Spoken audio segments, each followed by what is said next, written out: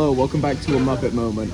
Due to budgetary restrictions and the fact that we tried to dine and dash and got caught, we are now having to record all of our episodes in the empty booths of Waffle Houses as often as we can get the time. This is not an upgrade. This is anything. The podcast is going to get worse from here.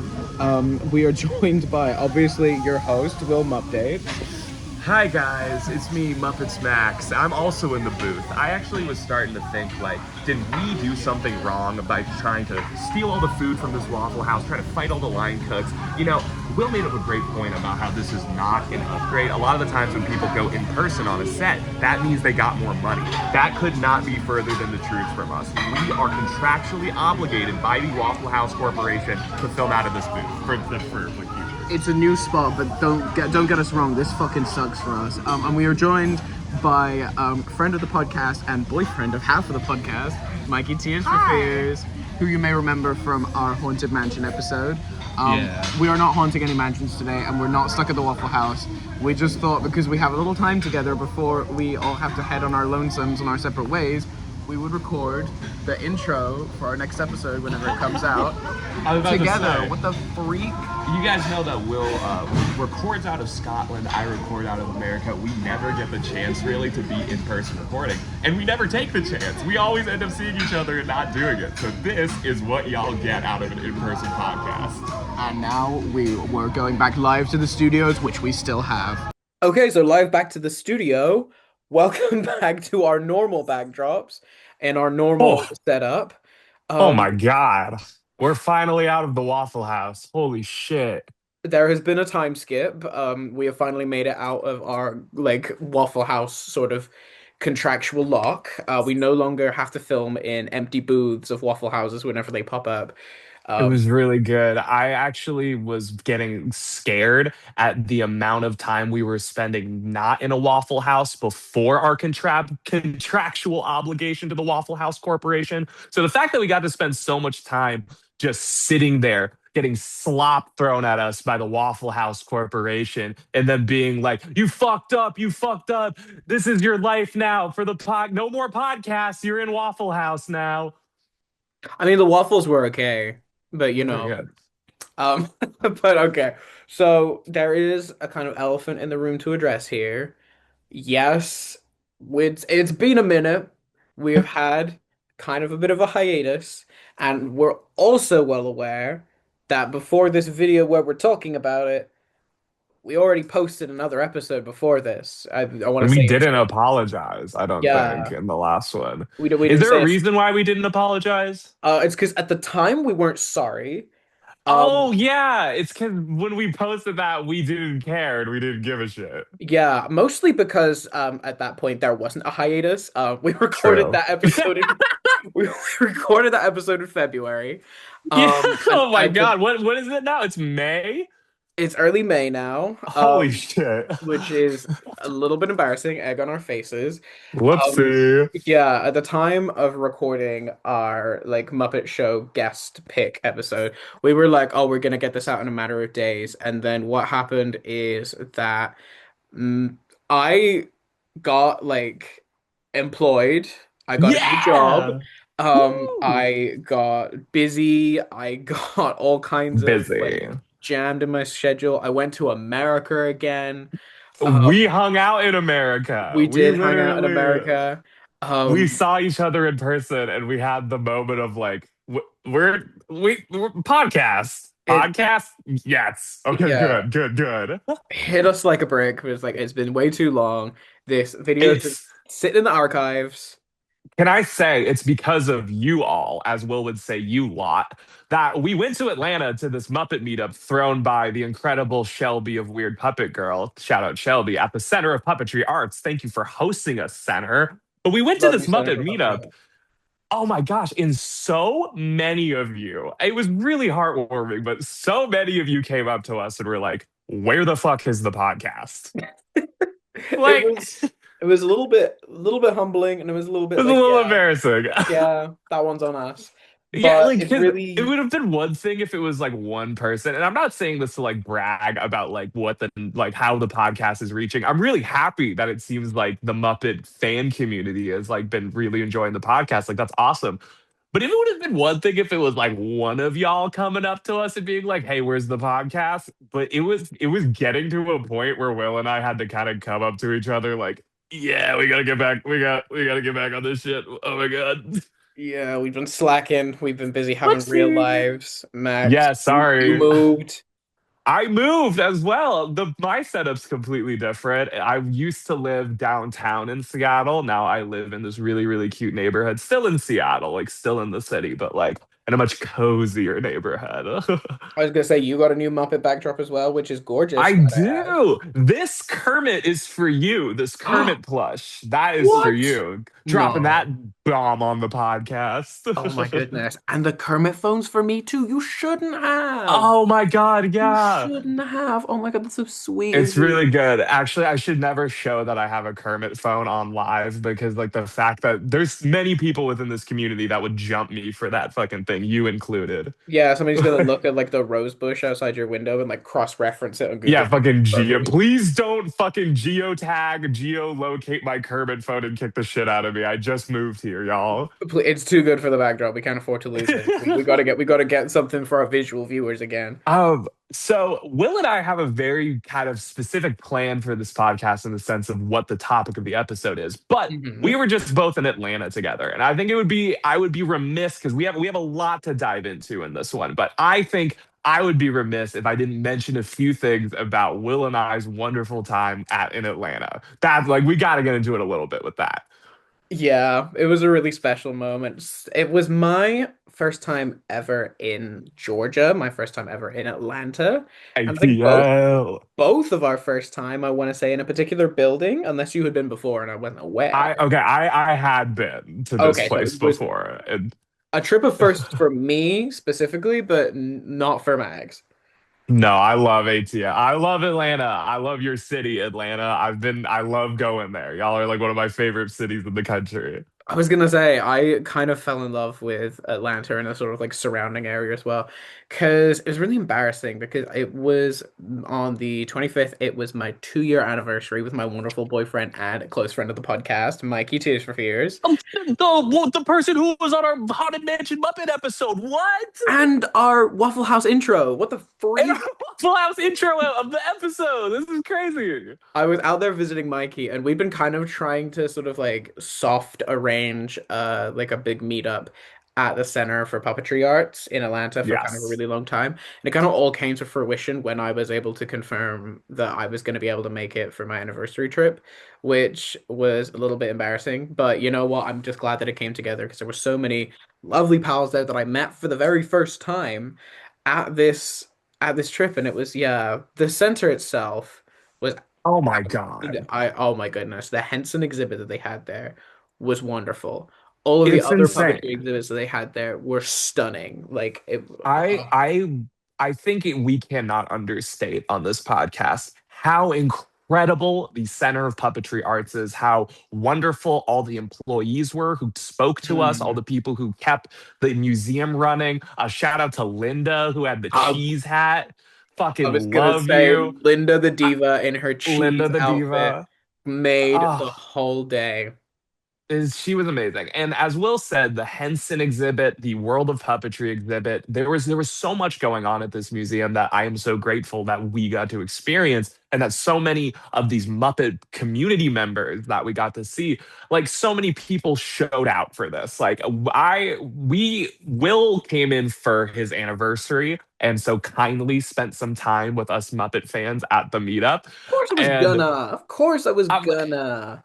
Thank you. And as y'all know, like I flew in from Seattle, and there is like hella people. At Will flew in from Scotland. Like so many people came out for this trip. Where I Mm. we were talking about so many people that came from so many distant places within the country, from Canada, like all of these places where it gave me such a sense of joy and community that so many people would not only enjoy the wonderful exhibits that the center has to offer, but then also spend so much time just making friends and hanging out and just enjoying the Muppet community. And I'm not ever going to like there's never a bone in my body that ever like is sad to go to a Muppet meetup. Every fucking Muppet meetup I go to, I have an incredible time because y'all are wonderful.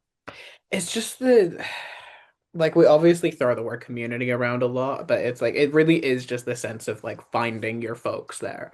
Because like everybody at these Muppet meets, you can tell they're just so enthused in it. They're just so like loving what's going on. Not just like there's people who've been to the center a million and one times that we're there just to see it a million and second time.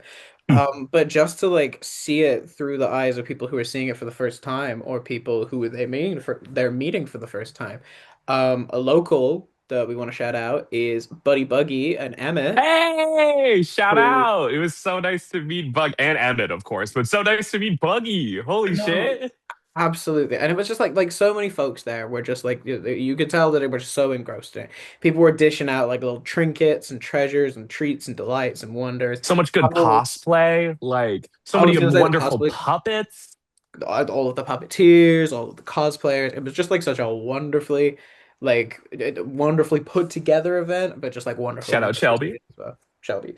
A And thing, sorry, not to cut you off at all. I'm so you sorry. go ahead, you go ahead. I just a thing I wanted to bring up, and there was kind of two things on my mind. Because one, I left the meetup a little early, but from what I was told about like the rest of the meetup, they had like such a procession of people with the puppets, like so many local puppeteers, so many Muppet fans all got together, like sang songs, had a little cosplay competition. Like when I saw the photos and videos from it, I was like, oh my God, I am so happy seeing this whole community together. Like that warms my heart. Yeah. But if there was anything else you had to say about the meetup, I specifically have a Muppet Treasure Island, the Atlanta thing that I did that I have to talk about before we actually talk about the movie. But if there, is there anything about the meetup that you would that we would be remiss not to mention? Simply just because it was such a hot topic on the podcast and has been such a hot topic on like my socials specifically since I went to the meetup. No fucking way they had the Didymus puppet there. No Yeah, fucking okay. way. After I was Yo, like fucking ride or die for that guy on the Labyrinth episode, I didn't know he was at the center. I didn't know he dude, was there. I went to the center a day before Will to just kind of walk around with some friends, like to get like, it gets crazy when you're at a Muppet meetup in the sense that like I wanted to get a little just some photos by myself with these puppets, get a little more intimate experience. Um, but I walked into the labyrinth section and fucking, oh my God, Sam, Muppet Mind, turned to me and went, Max, holy shit. And I like looked into the room. It was Didymus. And we both looked at each other. We were like, we can't tell Will. Will has to experience it themselves. Like Will has to like see it. We nobody fucking tell Will. To be fair, everybody followed through on that. I had absolutely no idea going into the center, and I made my way around for like the first wrap around slowly. So it must have been agonizing for everybody present who knew that Didymus was there, and like and like nobody like rushed ahead and then came back and was like, "Wow, look what's over there." I found it completely organically, completely by myself, and oh my God. He he was gorgeous. The puppet was stunning. The whole exhibit was great, obviously. Like they had a Kermit there, obviously. They had like Oh, Sprocket. wonderful. They had like Jem there, who's like Can I another say? this fucking guy. Fucking One of loses my Jem. favorite puppets. If you go on my Instagram, on the Muppets Max Instagram, you'll find a little essay I wrote on the Kuzbanian Foob. That is a Yes. puppet I'm fucking obsessed with because for like TLDR, my kind of argument is that I think the Foob sketch from the Judy Collins episode is a is just a it speaks to the ingenuity of Henson so much that they made three different Foob puppets all for this 1 minute sketch that they like never used again except in the background of sketches. And they had one of the Foobs there, and that blew my mind. I just think that the Henson put so much effort into practical effects and puppetry that like even for something as simple and small as a 1 minute sketch, they would make a bunch of like specific puppets for it. So I Will's reaction to Didymus was how I felt seeing the fucking Foob. Not that I don't love my boy Didymus. No, you As we like said with Will and I are two of the biggest Didymus defenders is the wrong word. Supporters in the fucking world. Oh my God. This is a podcast that loves Sir Didymus. Absolutely. And it was crazy seeing Didymus. And like again, I feel like my Didymus was your Foob at that moment because you got some you got we Dude, got your kind food's of my diddiness. we see each other, we hear each other. I think I think we got a really fun sort of like little series of like favorite Muppets. Like we got like you got like the Kuzbanian Foob and like Hubba Hubba. Insane.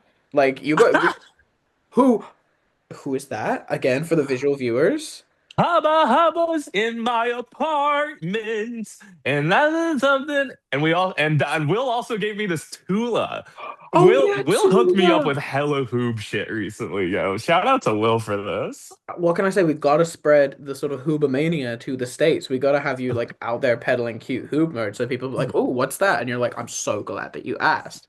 Can I say the Hoob episode we did was one of our most successful episodes, not because of like the content itself, but there is a weird like not weird, there's a I say weird lovingly, like a weird amount of people who are obsessed with the Hoobs who found that episode just because they're like looking for Hoob shit. And so I feel like we just had a lot of engagement from people who were just like Hoob pilled. So shout out all of the Hoob maniacs I was out gonna there who say, shout engaged out to with that. Hoobomaniacs, but like honestly, that's a really good episode of ours, just because I feel like it really sums up what we do here.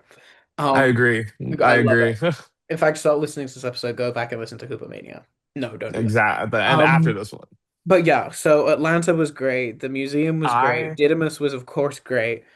But I there did. were oh, sorry.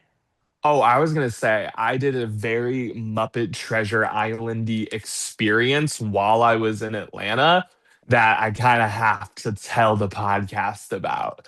Do tell, do tell.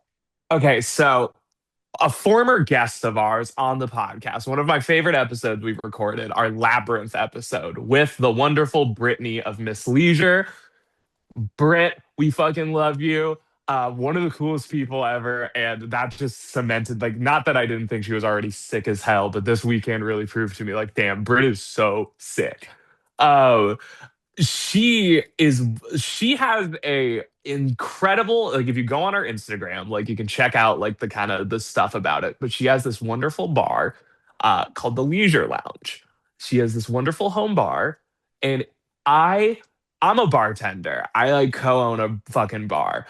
I have never had such a good, mm, beautiful bar experience in my life. So like, Will, you were in Atlanta. Like you went to Georgia and to Kennesaw and all of these places. Like when you look around, it's just like houses and trees and shit, right? For the most part, yeah. Yeah. So I go up to this house, and first of all, Brit is a pirate. It's not just Brit, it's pirate Brit. And I'm like, whoa, okay, wow. I can't enter this house because this is a ship. And I got a lei put around my neck so I could breathe because, her great, great, great, great, great grandmother is haunting the ship as one does and on on an old pirate ship. My goodness me. And Brit, to make a long story short, Brit brought us into her home bar. That is one of the most beautifully detailed, incredible tiki experiences I've ever had, where specifically it feels like you are in Muppet Treasure Island. Like I've had the tiki experience at like Disneyland, or I've been to a Trader Vic's or whatever. She had rat tourists looking down on you while you're having your drinks. Like that's the level of detail of this Muppet Treasure Island tiki bar. Oh my God. See, I was doing coupley things. I ditched everybody to do couple I stuff was the whole doing week, gay unfortunately. shit. I was at dinner with my boyfriend at the time, and so didn't get to experience the glory and beauty of the leisure lounge. But that doesn't mean that I'm not going to one day. Because It was we got a little taste of it at the meet, because Britt entered the cosplay contest as Benjamina Gunn, a la yes, Muppets Treasure Island. And oh yes. boy, that was a sight to behold. Oh my Oh goodness, my her cosplay god. skills are, she always goes 110. So like We gotta shout it out. I've never in my life more felt like I was in Muppet Treasure Island because not only did she have Muppet Treasure Island playing on a TV, but the moody lighting, the sounds, like she had fully detailed like sounds and music cues and like everything was so detailed and so much showmanship in a way where I literally felt like, damn, I am on, like, you know that scene in Muppet Treasure, two scenes. There's that scene where all the rat tourists are like dancing and getting like Mm. 50s like tourists getting their fucking photos taken and all of that. And then there's that scene right before the professional pirate song where you just see the Electric Mayhem like kind of playing a slow Mm. tune. That's the feeling of being in Brit's leisure lounge. And not only did Brit have this incredible detail, she had Muppet Treasure Island themed cocktails in specific homemade Rizzo rum barrel glasses. Like, this is the fucking Muppet Treasure Island. Like, I'm excited we're doing this podcast because I have been so hyped on Muppet Treasure Island since going to the Leisure Lounge. Like, it's all I can fucking think about. You've been so Treasure Island pilled. And you know what? I would be too if I were there. My goodness It's me. it was insane. So we had a Rizzo rum barrel punch that was amazing. We just got these incredible Muppet Treasure Island themed drinks, this themed experience where having gotten a chance to live within the world of Muppet Treasure Islands ever so briefly, it's got me thinking about something that like I think Will and I can both agree on that's been eating away at me recently. Hmm. Eating away at me. Do tell. There are people in the Muppet community. You know, everyone's entitled to their own opinions. I'm not just trying to talk shit here, but like there are people within the Muppet community who think this movie is a lower tier Muppet movie. And I disagree. Whoa, what are we doing? We're getting into the movie now, y'all, because no, this movie rules. Goodness, that we have done our sort of prearranged preamble. If you're if you're listening now, we're at the actual movie portion. My goodness. Okay, so I have a confession to make. That's something that Say I've it. not said publicly super often. As of about early April, mid-April, I'd watched Muppet Treasure Island for the first time. Wow. I'd gone a good chunk of my life and a good chunk of my Muppet enjoying life without having seen Muppet Treasure Island. Not for See, actively avoiding it, but just because I'd never gotten round to it. And it never felt like the right time. That felt like a special experience that I needed to like dedicate to something. question: Did was Muppet Treasure Island as big in like the because like in America, I feel like growing up in the early 2000s, coming off of that like 90s Muppet run, that was like the one that so many people like I knew had on like VHS and DVD, and I just ended up seeing Muppet Treasure Island honestly more than most Muppet movies just because of that fact. Was it like less so in the UK? I want to say it was kind of symptomatic of it being around the same era that not Treasure Island, but Christmas Carol came out in because that was huge and like it's Muppet Christmas Carol has so grown beyond just it being Muppet Christmas Carol and it's become sort of like a huge cultural thing for like the holidays. You don't have to be a Muppets fan to be a Muppet Christmas Carol watcher, enjoyer, or referencer, which is like that's like super huge and that's why it's kind of 100%. one of the most like important pieces of Muppet media. Treasure Island was kind of like riding not riding the coattails of that, but kind of, yeah.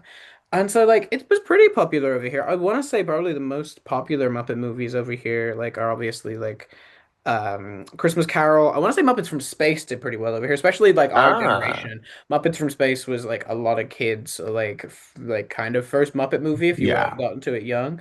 And then like obviously 2011 kind of had its moment, but like I'd say it was fairly popular over here. I can't think of like a time where it's been like superly like culturally relevant I would in the way say that in Christmas Carol was. I would say in terms of like Muppet fans, in terms of like the age difference and the way that different generations of Muppet fans interpret and take in Muppet films, I would say this is extremely popular with millennials. I think Mm. every millennial friend I know fucking loves Muppet Treasure Island. But when you talk to like the older Muppet fans, and I would even say the younger Muppet fans, like if you talk to like a Gen X Muppet fan or a Gen Alpha Muppet fan, I feel like I don't really get Muppet Treasure Island, or it's like it hasn't hit them in the same way. But when you the millennial to Gen Z category, I would say it's like such a like juxtaposition between the two. Like I would like millennials, because it came out in the 90s, I think have been obsessed with this fucking movie. And Mm. from my experience, like I don't know, maybe I'm just biased talking from like the Max point of view. But this was the Muppet movie I probably watched the most growing up. Like this was the one like I would say I was exposed to. It was this one, the original, and Muppets Take Manhattan. But like this was the one I probably watched the most growing up because it was just like everywhere. So many people I knew just had nostalgia for it. So I ended up watching it so much with other people. Honestly, like that's I think a good observation. I think sort of like that 1990s release bracket would sort of definitely like have millennials cling on to it a little bit more. Which for once in a blue moon is not an insult. Sorry, not coming after Look millennials. at I that. apologize. I apologize, millennials. I was almost one of you. Um, but like, yeah, I think that's true. But like, I don't know. I guess it just like it never, I guess, came across my desk in a really meaningful way until I moved over here and moved closer to my two very good pals, Echo and Tone. They're very wonderful, and the second they found out that I hadn't watched this movie, they demanded that I watch it with them. Because not only do they really enjoy this movie, they are big fans of like pirate media and pirate literature and pirate history. Um, I think the thing that they're big into is One Piece, which is an anime about pirates. And they're definitely like One Piece pilled at the moment. They are at this point in time 11 episodes away from Marineford, which is a big arc. So like if you've already watched Marineford by this time, Echo and Tone, like bless your heart. That's a But lot of that's a lot of show. That's what I couldn't do with One Piece. Too many episodes. see, Too many episodes. that was my feeling Muppet as Show well. was 5 seasons. That Like was my easy. feeling as well. Like I was so intimidated by it, but I Like fall in love with the characters too much that I'm starting to like think I need to give it a go. politically, I love everything about One Piece. In terms of me, Maxi want to watch something and not have to dedicate so much time. That's how I'm feeling. Give me the story now. Um, Let me I need passive television. Ah. but yeah, so I watched it for the first time with it. I invited them over and I made them dinner and we watched the movie together. And I finished that movie so mad because so many people had led me to believe that this was a worse movie than it was. That was fucking flames. You kidding me? Cat's out the bag. So many people within this Muppet community act like this is a lower tier Muppet movie, and I think that's insane. I think this movie is phenomenal. And this isn't to say like we're judging your like ranking. Yeah, obviously you're I've allowed to have your opinion, I've come whatever. under fire a little bit before for getting a little bit heated about the way that people rank their Muppet movies, and we will do an episode where we rank our Muppet movies, where Yeah, and you can get mad at we us. will open ourselves to the floodgates of criticism. But like, yeah, I know I get a little bit impassioned, a little bit emboldened when it comes to my Muppet rankings. But like, I don't know. This to me, For me, okay, this is gonna be a controversial statement, and I'm well aware of it, and we can say revisit it. this controversy later. I can't compute you putting Muppet Treasure Island below Most Wanted or Thank you. 2011, quite frankly. I'm gonna say it. It's better than 2011. Oh, It's okay, better than okay, that's 2011. tough. Okay, I I would told you say it was that controversy. I told you we're a controversial Treasure podcast. We're a Island. Joe Rogan I controversial like Muppet Wing podcast. You know, yeah, exactly. Yeah, we're the Muppet Wing pod. Yeah, we're a Muppet Wing podcast. That's what we do. The fucking Henson media doesn't want you to talk about Muppet Treasure Island. You guys ever heard of pipe rock theory? No, They're putting pipes in the fucking rocks to control your technology. What I would say is that fuck the rankings. Like, throw the ranking system out. if we're just talking about Muppet Treasure Island I just said throw the ranking out and I was like, fuck, what's another word to describe this Pecking shit. order. We'll call it the Muppet Yeah, pecking order. okay. Yeah, when you're comparing this movie within the plethora of Muppet movies that there are and all of the Henson media that exists, I don't understand how you could look at this movie, watch that entire thing and say it's like not as good. That's insane to Like, me I because think I think this is phenomenal. the most insulting thing is that like you could obviously like your personal like feelings towards Muppet movies are yours and they're Yes. absolutely allowed. But the amount of people that I've seen call it mid, objectively, it's not mid. No, it's not mid. Even just Okay. like as a movie, it's not mid. Can we be real I with think ourselves? I think I would agree with you fully that not only is this movie not mid, that it's really good. I think people get caught up. The things that people criticize with this movie are things that I just not only disagree with, but I just feel like they're like, have you watched this movie recently, y'all? Have y'all like taken this in recently? Because I don't know. What I like, the biggest criticism I see is that the twink's annoying. I think the twink's pretty fucking good. I don't know. I The think they twink is can also fucking like a sing. little boy. It's a child. I think It's just a I will be kid. referring. I will be, yeah, and everyone just like the fucking twink's so annoying. I'm like, I feel like they do a pretty serviceable job for just being like a young actor. It Like, like this. The singing's a little hard. The no, singing's I a fuck little. with the sing. I think it's fine. It's I you know what okay, you know what it is. It's charming because it kind of reminds me of specifically like English like kind of choir singing. yeah, very Um, like I'm a real boy and I'm alive kind of that's vibe. is that what you think we sing about in choir over here? That we're Yeah, in real England, boys. y'all just Pinocchio. We That's what just every everyone just single fucking. little English boy is Pinocchio waiting to be made Yeah, into a real boy. every young English boy is Christopher Robin until they get old enough to be Pinocchio. Like, This is for anybody specifically who grew up in the UK or if you're American and know ball. Around Christmas time, there's a short film that airs, a short animated film called The Snowman. It's an animated film. It's absolutely gorgeous, makes me cry every Christmas time, and it has a song. It's about a boy who makes a snowman, and the snowman comes to life, and he like takes the snowman into his house. They play games. this isn't Frosty. No, not Frosty, because Okay. it's there's no talking. Oh, David Bowie also does an introduction for it. He implies that he's the grown-up version of the little boy in the animation you're about to see. Um, okay. Wow, he's in everything we talk about Completely like recently. silent. It's just like music and like very limited sound effects.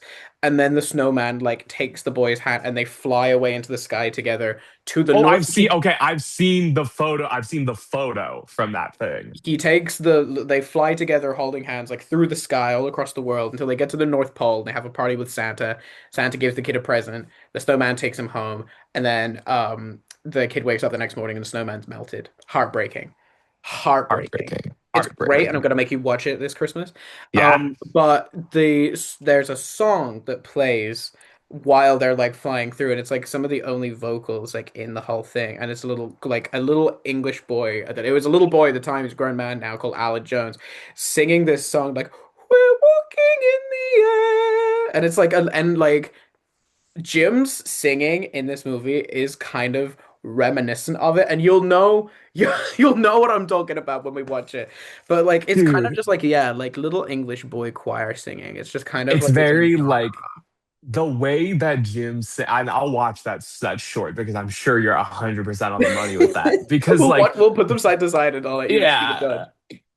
like fucking Jim Hawkins in this, like every song, I can understand why someone could get a little annoyed by the singing, but to me, two things. I think it's really funny that it's like such like in no other Muppet movie do you get like a I'm here and I'm singing and that's what I'm doing today. Like it's so fucking so silly to me.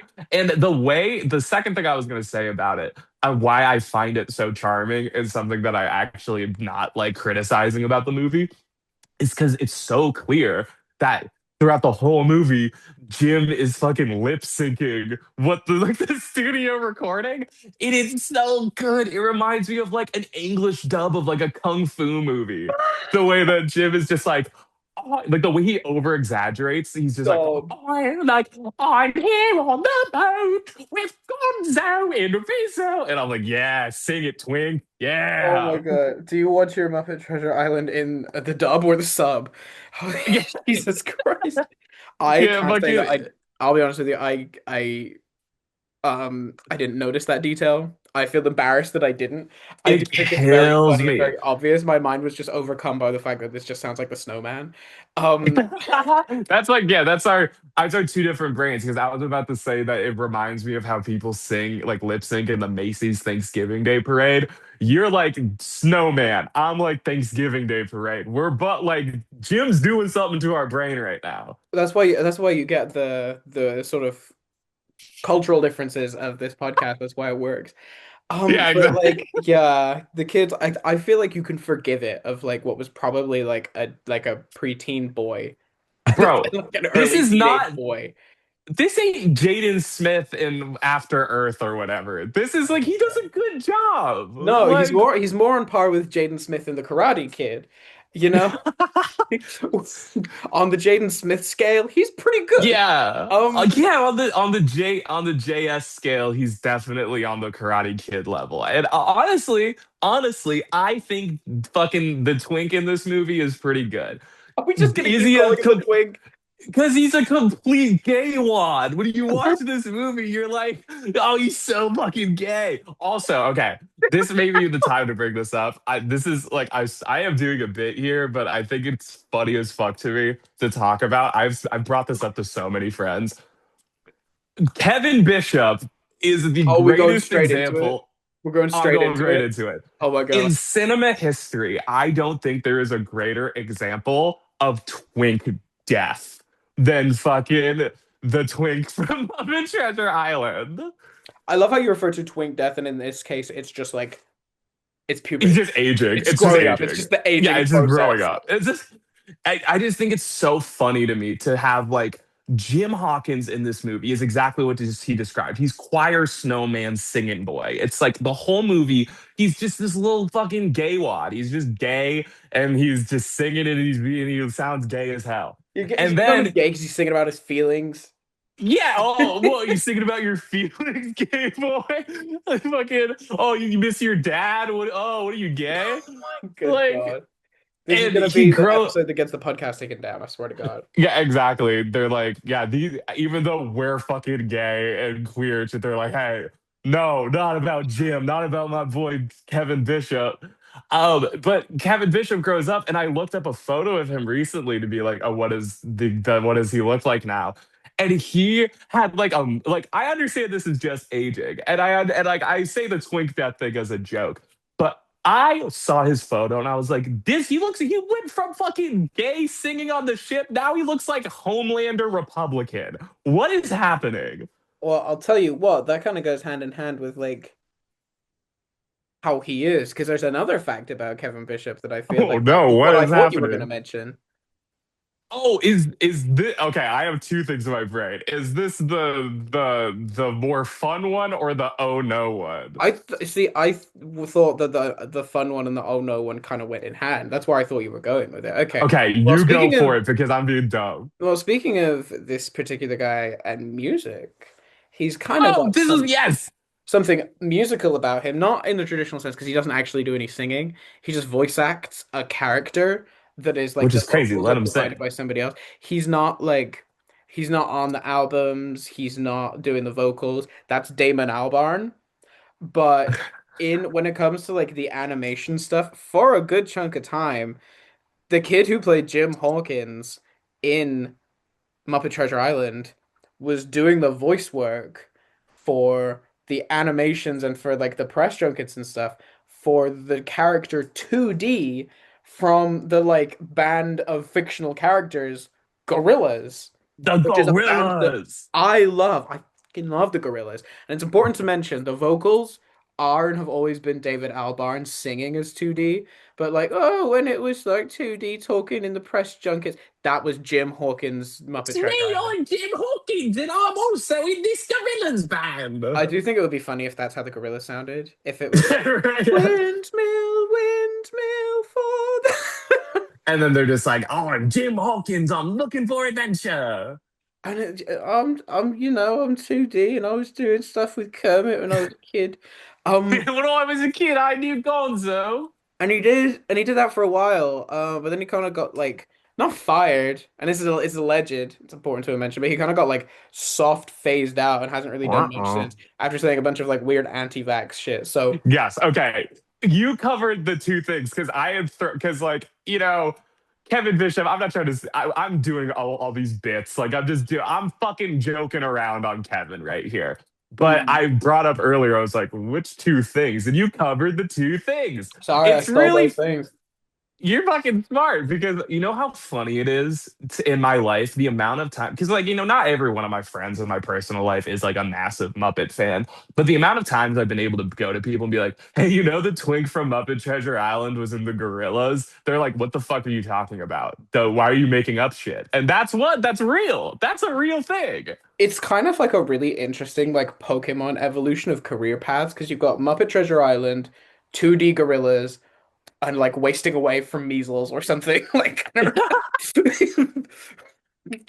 That's That's something the along those trajectory. lines. You if you're a child star in a Muppet movie, you die of polio in a I was gonna fucking say like you're like imagine being on like day one like on set of like Muppet Treasure Island, and like Tim Curry comes up to you and like whispers like your career ends with like long COVID or something. That's You should have been in Rocky Horror, kid. and there's like you You're you gonna start here, you move to music. you're dead. Yeah, I was You, about to you say. didn't get the jab, kid. What can I say? You're gonna join music, but you're gonna be in a famous rock band, but you're not gonna do any singing. You're only gonna do the voice of when they're talking. I just like what a character. What a Jimmy character. Jim. Speaking of the start Jim of Jam. Muppet Treasure, Jim. One of the funniest. Do you know the Brian Henson drugged everyone at the first day of filming story? Excuse me?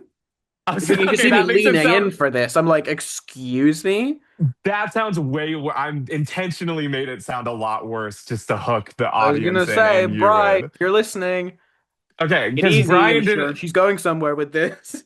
I think it is fair for me to say because when you Google Brian Henson drugged everyone on the first, you don't get anything. The AI immediately goes, "Not that fuck that they make us use the AI immediately in like the search results." But the thing it says like there is no credible evidence, but I watched the behind the scenes documentary of the filming of Muppet Treasure Island before this. I was like, I need to get a little more info on how they did all this. They talked about, when they were talking about the incredible Hispaniola gigantic set that they made, because like, oh my God, Gorgeous. amazing set work. Gorgeous. One of the most, it's like a 12-foot fucking thing. I don't know how tall it is. You know what I mean? It's a giant wooden ship on a set in Shepperton Studios. It's extremely impressive. Um, but Brian Henson thought everyone was going to get seasick because it's a simulated thing. They're not actually on the ocean. It's a giant fake wooden ship of the Hispaniola composited onto shots of the ocean, where the filmographers for this movie went to the Bahamas for like 4 weeks and they like filmed sunsets and shit to like transpose it on top. But our boy Brian B. Henson, B. Rye Henson over here was like, oh my God, everyone's gonna get seasick from the simulated motion sickness. So he made everyone take in what he called, quote unquote, seasick tablets, quote unquote. Tim Curry later in the documentary confirmed it to be Dramamine. And Dramamine is like an over the counter. It's not like Brian fucking like found some crazy drug. It's an over the counter anti nausea fucking drug. Do you know that scene in The Bear where Carmy accidentally gives everyone like drugs and then they're all like asleep on the lawn? I have not watched The Bear, and I feel bad for that now. No, don't feel bad. I worked in restaurants for a long time and I actually have a lot of negative things to say about that show. But there's a scene in The Bear where Carby, the main character, drugs everyone and they're all asleep on the lawn. According to Tim Curry in this documentary, everyone fell asleep on the first day of filming or were trying to stay awake. Like hella of the cast and the crew kept falling asleep because Brian Henson gave everyone Dramamine thinking everyone was going to get seasick. But no one actually got seasick because they weren't actually on the water. They were just like simulated. It wasn't actually like no one got sick. And so apparently Tim Curry was like really upset or like he was mad the first day of filming because he was doing all his first scenes in this movie after Brian Henson just came off and became a super reputable director from Muppet Christmas Carol. And his first day of filming with Brian, he's fucking falling asleep the whole time and he's like pissed, being like, what the fuck? Why did I take this? I'm not even sick. That's really fun. See, when you open that, it doesn't sound very good, but when Yeah, you I elaborate on it, intentionally clickbaited everyone by being like, Brian Henson drugged everyone on Muppet Treasure Island. He they're gave everyone already Dramamine and listening. they all Anybody got here is already sleepy. listening. I was Oh gonna my say, goodness. So Brian they just Henson, made like everyone very well sleepy. intentioned, gave everybody prescription medication to like Yeah. attempt to like make a cohesive set and just ended up putting everybody to sleep. Yeah. That's kind of, you know what? I think Jim would approve. I think I Jim, think that's Jim some would approve. shit Jim would have That's done. some Jim shit right there. That is some Um, Jim shit. but oh my goodness. Okay. Right. For the first point that I want to make, Say I it. want to start off with just touching back on like a couple statements that I've already made because I want to say I made a bit of a controversial statement saying that I think this movie is better than 2011.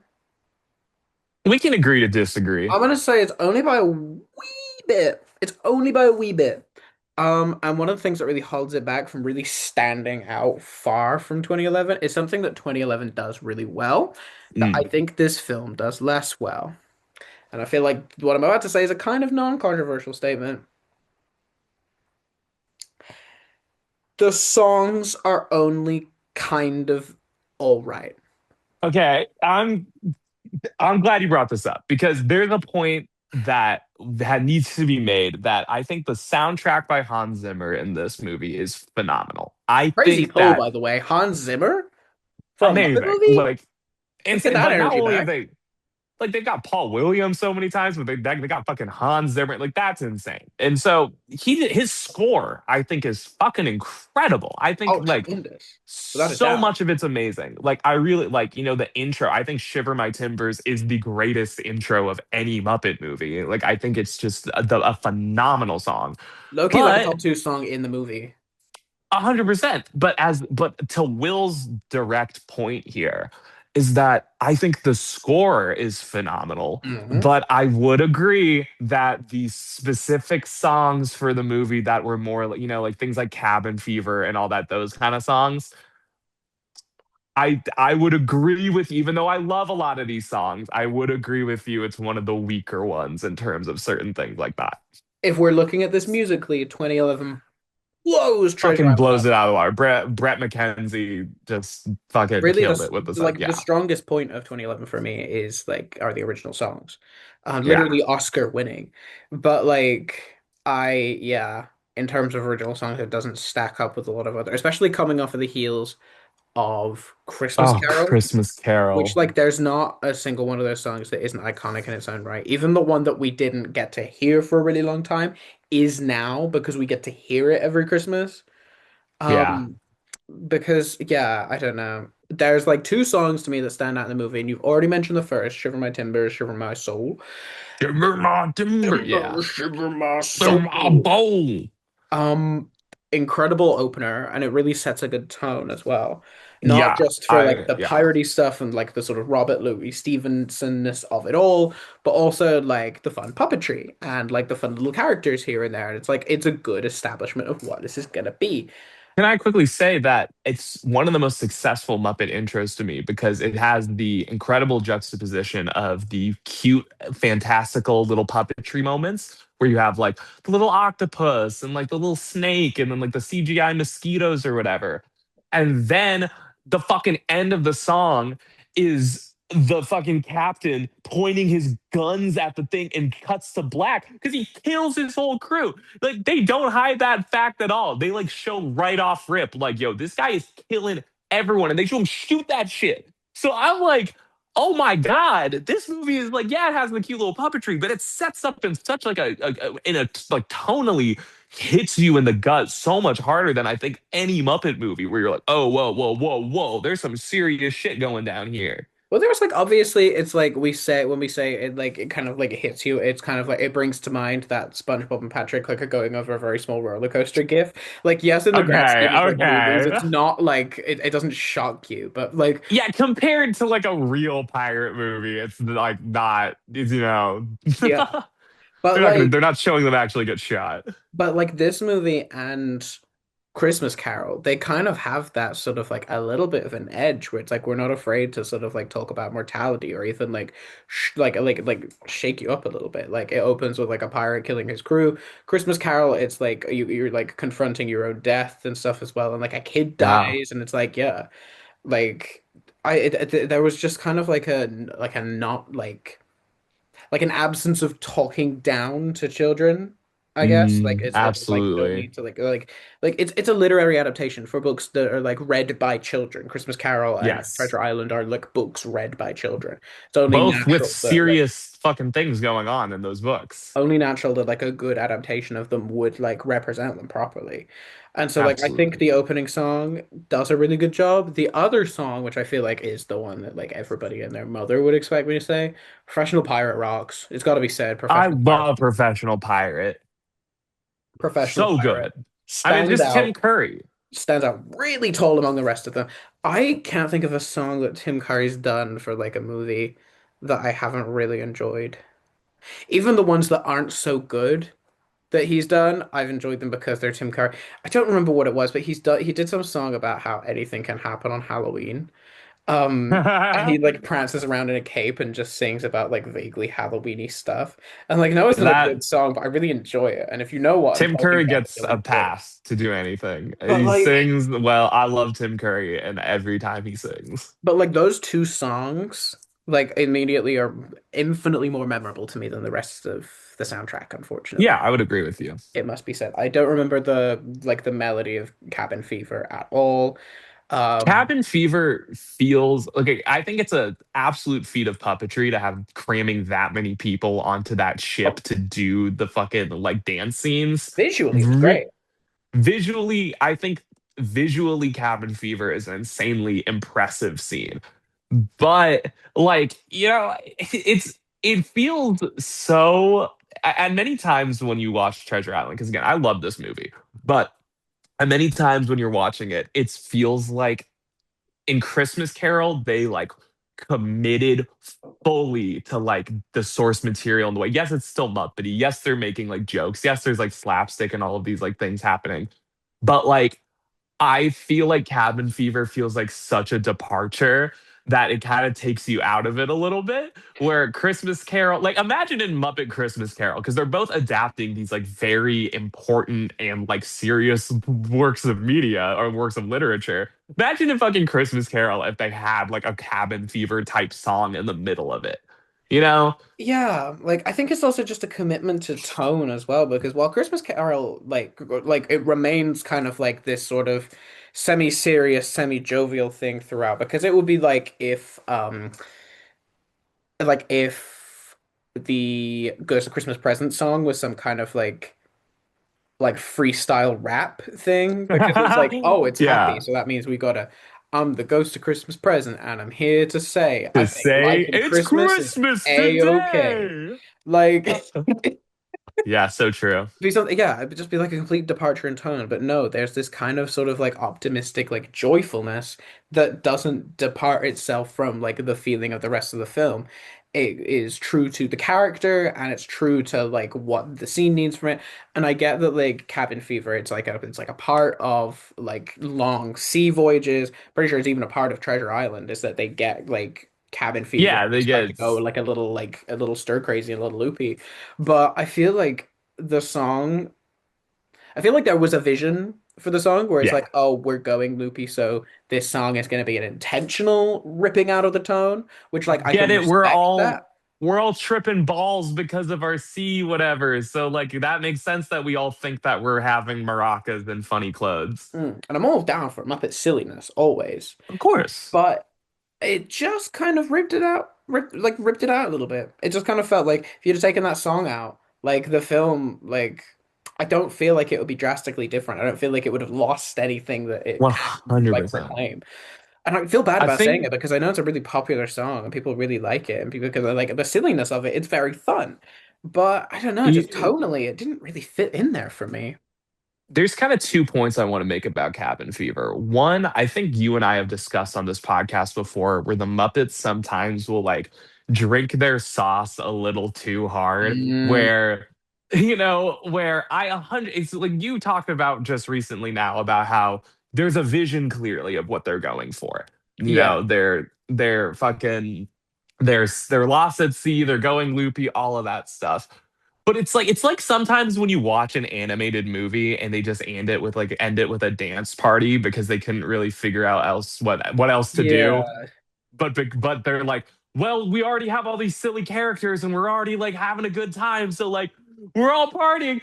That's that scene to me in this movie where it's like, okay, we're the Muppets. Like the Muppets got to get silly and zany and like I just feel like I think they could have gotten it done successfully by just I think that the rat tourist like B plot kind of vibe is that like that's the successfulness to me of just like a silly thing that really hams up the Muppet zaniness but doesn't like fully take you out of it too much. I feel like they just like they lose you a little bit with Cabin Fever.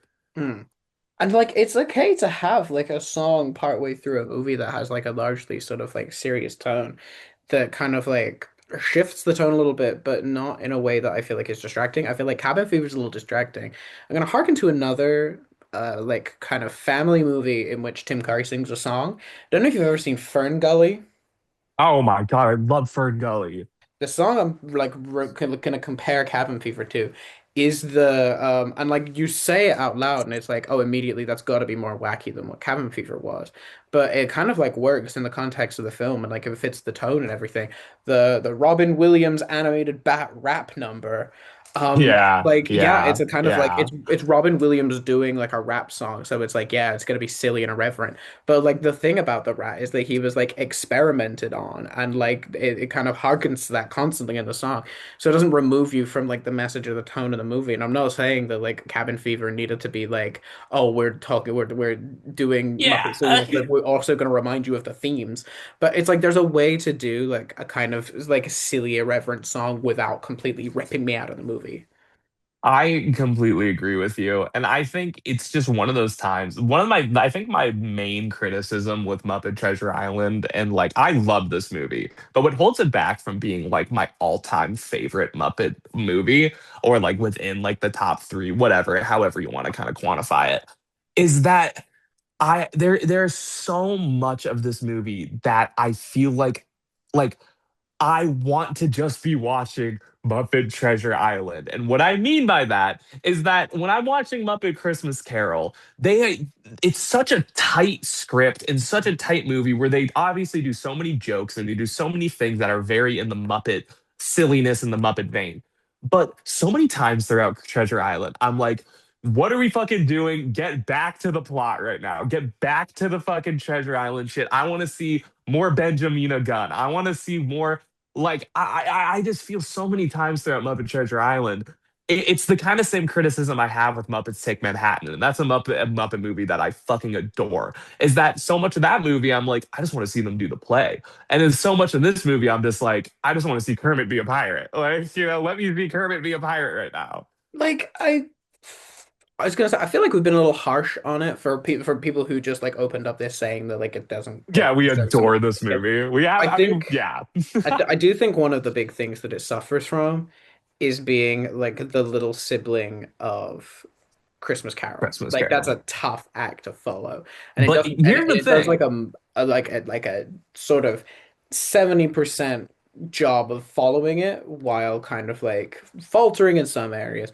But it's hard to get like a 10 out of 10 like Christmas Carol and then immediately follow it up with a 10 out of 10. Can I say two things about this? One, I think people are a little too harsh on the like the quality drop, not to say again, not to say that any of these movies are bad because I love these fucking movies, but I do think that there is a slight quality drop off between the original Muppet movie and Caper. And it's like a similar thing here Hmm. with Christmas Carol and Treasure Island. And that kind of leads into my second point is that when you go back and and you read Muppet reviews from the time, I love specifically with 90s Muppet projects to go back into like old Muppet Central like forum posts to like see like what fans were talking about at the time.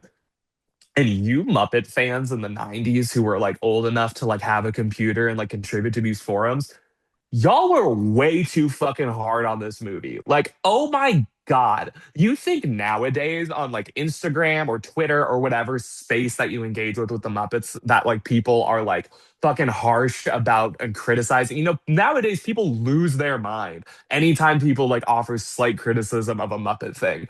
These fucking forums back in the day, they didn't even give it a they didn't give fucking Treasure Island a chance. Holy shit, Damn. read those. I encourage anybody to go back and read those archived fucking reviews because my God, you Muppet fans were such babies in the 90s with this shit. Holy fuck. That's crazy. I mean, like when you grow up on when you grow up on Yeah. like caviar, like Jim Henson, when somebody gives you like paste, well, not You know paste, what? frozen yogurt. It's gonna be like, where's my caviar? I get you, but I'm so frustrated that it's kind of like there's this attitude that has been built up about Treasure Island that, and of course, we have our criticisms with this movie that we've been talking about this whole time.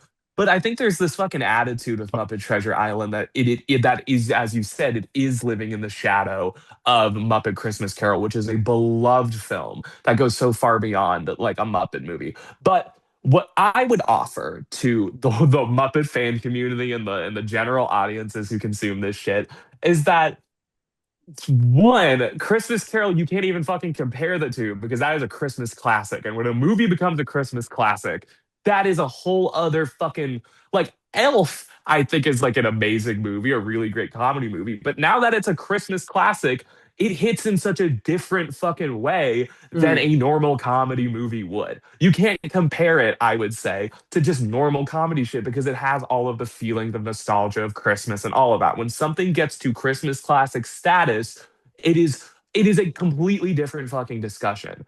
mm. The thing that's crazy about like I a movie becoming a Christmas classic is that like the yeah. movie doesn't even have to be good anymore. You just Yes. have to have watched it a while ago. But It just has to be good. when a Yes. Christmas movie is good and becomes a Christmas classic, then it's like, whoa. Hmm. Like a movie can be fine, but be a beloved Christmas movie. Again, not to start any fights here, I don't care for Elf particularly, but It's one of my favorite movies of all time. I'm Incredible not gonna movie. yuck your yums too bad. I don't super care for Elf, but like it's Yeah, elevated you're to a not being whole. really smart to understand Elf, so But it's like because it's like so like held in such regard as like this sort of adored Christmas movie, it's just elevated to another status where it's kind of like you like there's no point in criticizing it anymore because like it's still gonna be like it's gonna get streamed, people are gonna buy the DVDs, people are gonna buy all of like the merchandise of like Target and like yeah. TK Maxx or whatever. But it's like Also, yeah. Like to it's the point, so untouchable as a movie now, and because not only is Christmas Carol a Christmas classic, but it's also just an amazing film.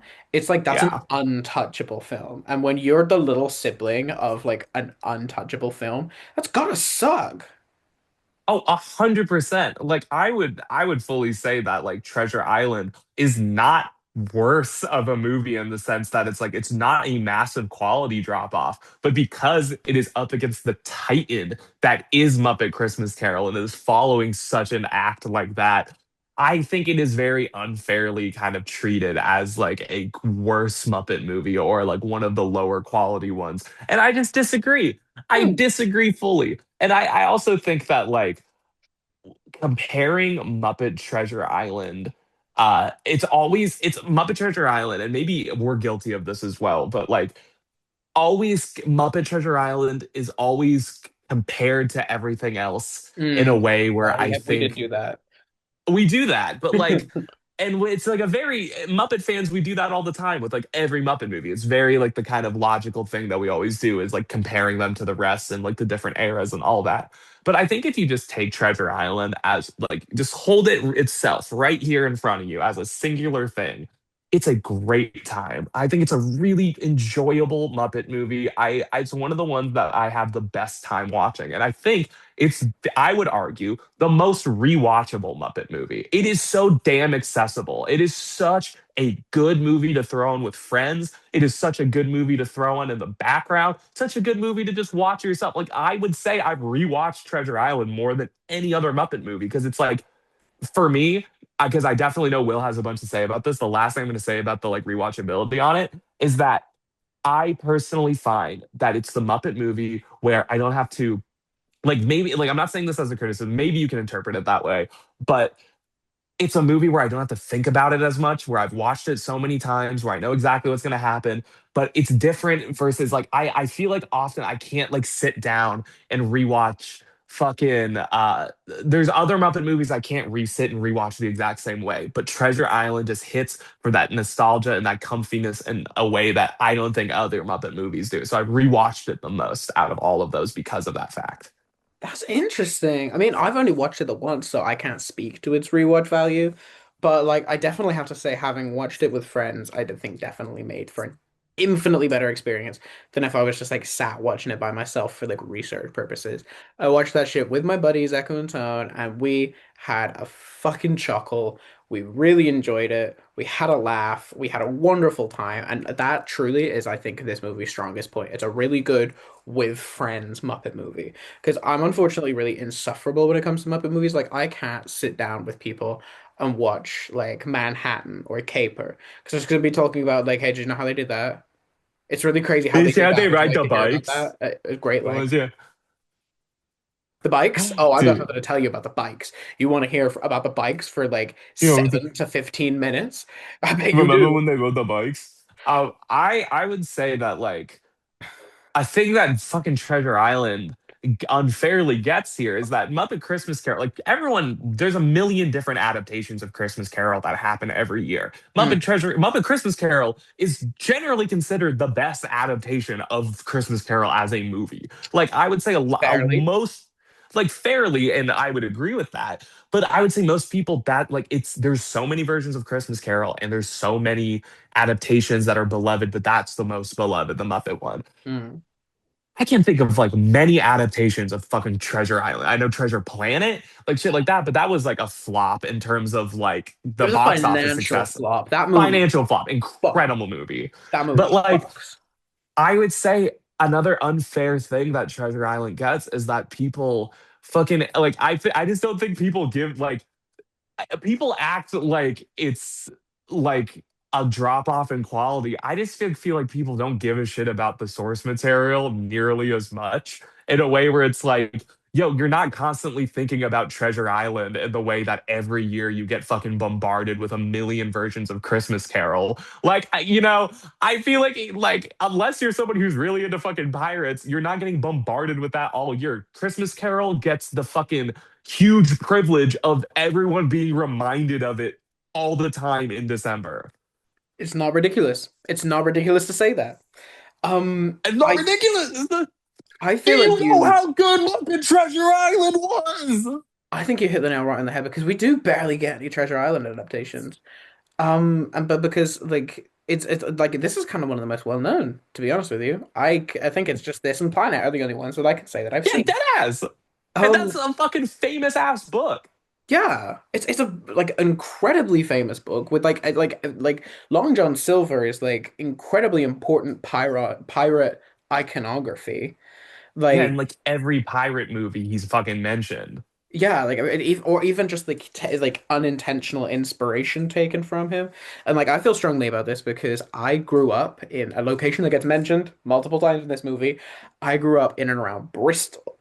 Hey, Bristol is a sort of port city in the southwest of England, yarg. and it's kind of like the so like the voice or like the accent rather in which you like when you think like pirate voice, that kind of Yeah. originated in Bristol. Some of the most famous pirates were from Bristol. The like real life pirate that allegedly inspired Long John Silver was from Bristol and like frequented Bristol. Ah. The real pirate Blackbeard was born and was from Bristol. Like, That's and like they crazy. they set off from Bristol in the movie in Treasure Island. And like Really? there's a scene where they're like on a map and there's like Bristol written on the map as like the first point, and I'm like, fucking Bristol mention. No Holy shit, way. I never knew that. That's insane. I actually never knew that in the movie they take off from fucking Bristol. Tim Curry's voice in the movie, I have like grown up around people who sound like that. Like he does a really convincing Bristolian. Like it's not bad. I I could have been way where I've done like you don't see Bristol accents like represented much in the movies. He did pretty good. I would say, like, in jumping off of that, not to like diverge the conversation here, as a point that I just kind of thought of with Treasure Island is that another criticism that people make a lot that I would love your opinion on Mm. is, Tim Curry is a fucking beast in this movie. He is undeniably like one of the greatest humans to partake in a Muppet movie. Like, I would say, like, many would argue he's the greatest human to ever be involved on screen in a Muppet movie. But I think something that a lot of people say with this movie is that there's so many roles that should have been Muppets. Like so many times that there is like within this movie that there is a human that should have just been a fucking Muppet. Like when they pull up to the fucking Trelawney and Sons, when they're trying to like find the fucking guy to give them the money and the ship and everything, and that dude opens the door and he's like, Master Trelawney is gone, but his nitwit son is here. That dude should have been a Muppet. Like that should have been like a funny ass looking Muppet instead of a guy. You know, I'm when only I'm only gonna say no to that specific instance because the person at the door in question was Jerry Nelson. Um, that's Jerry Nelson? it was Jerry. Good. Wait, I'm whoa, whoa, whoa, whoa, whoa, whoa, whoa, whoa, 99% sure it whoa. was Jerry. What the fuck? I want to say it was. Okay, that if that's true, I take back It what I sounded said because like that's him. It insane. sounded like him. It sounded like I want to say like wait, okay, we're actually gonna take a sidebar. So I Okay, yeah, look that up. But okay, even the guy, I think the joke is really successful when they do the whole reveal of Kermit as the captain and they show that like really burly looking guy where they're like, and then Kermit steps out and it's like, hello everyone, I'm the captain. My thing with that, why didn't they, again, they could have just made a big ass, like ugly Muppet, it was like a big Jerry. ass That was scary. Jerry. The guy who answered the door was Jerry. Oh, you clocked that shit. Okay, good job. Okay, fuck yeah, that's awesome. I love a Jerry mention. Like Oh, like Jerry. like in practicality, like having that be like Carter, for example, would be funny. Yeah, Carter didn't technically exist yet because this was pre Muppets Tonight, but like having that be Carter would be funny. But like I'm gonna like contest that. I one of the things that irritates me, Matt, and I'm sorry if like anybody feels like I'm coming for them. Something that really gets my goat is when people do like I'm gonna cast like a Muppet adaptation of something, and I here's know the exactly what one you're gonna say. human, That's never and here's happened in a Muppet Prod in a movie. and here's the token human, here's the one human. That's only in the No, Muppet Show. It's no, only in the Muppet Show. When have they in the Muppets Tonight? When else do they fucking do that? they don't do that. There's never been a feature-length Muppet movie where there's been only one human being. The hot the general public has been led astray and misconstrued and By propagandized somebody on fucking even. Tumblr, no doubt.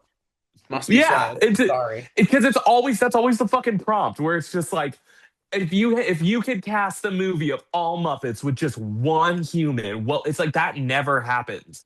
Like in this movie in Muppets fucking Treasure Island, like it's not just Tim Curry. It's a bunch of in fucking Christmas Carol. It's not just Michael Caine. Like, oh my God. I gotta say, there was a very high abundance of Muppets in this movie.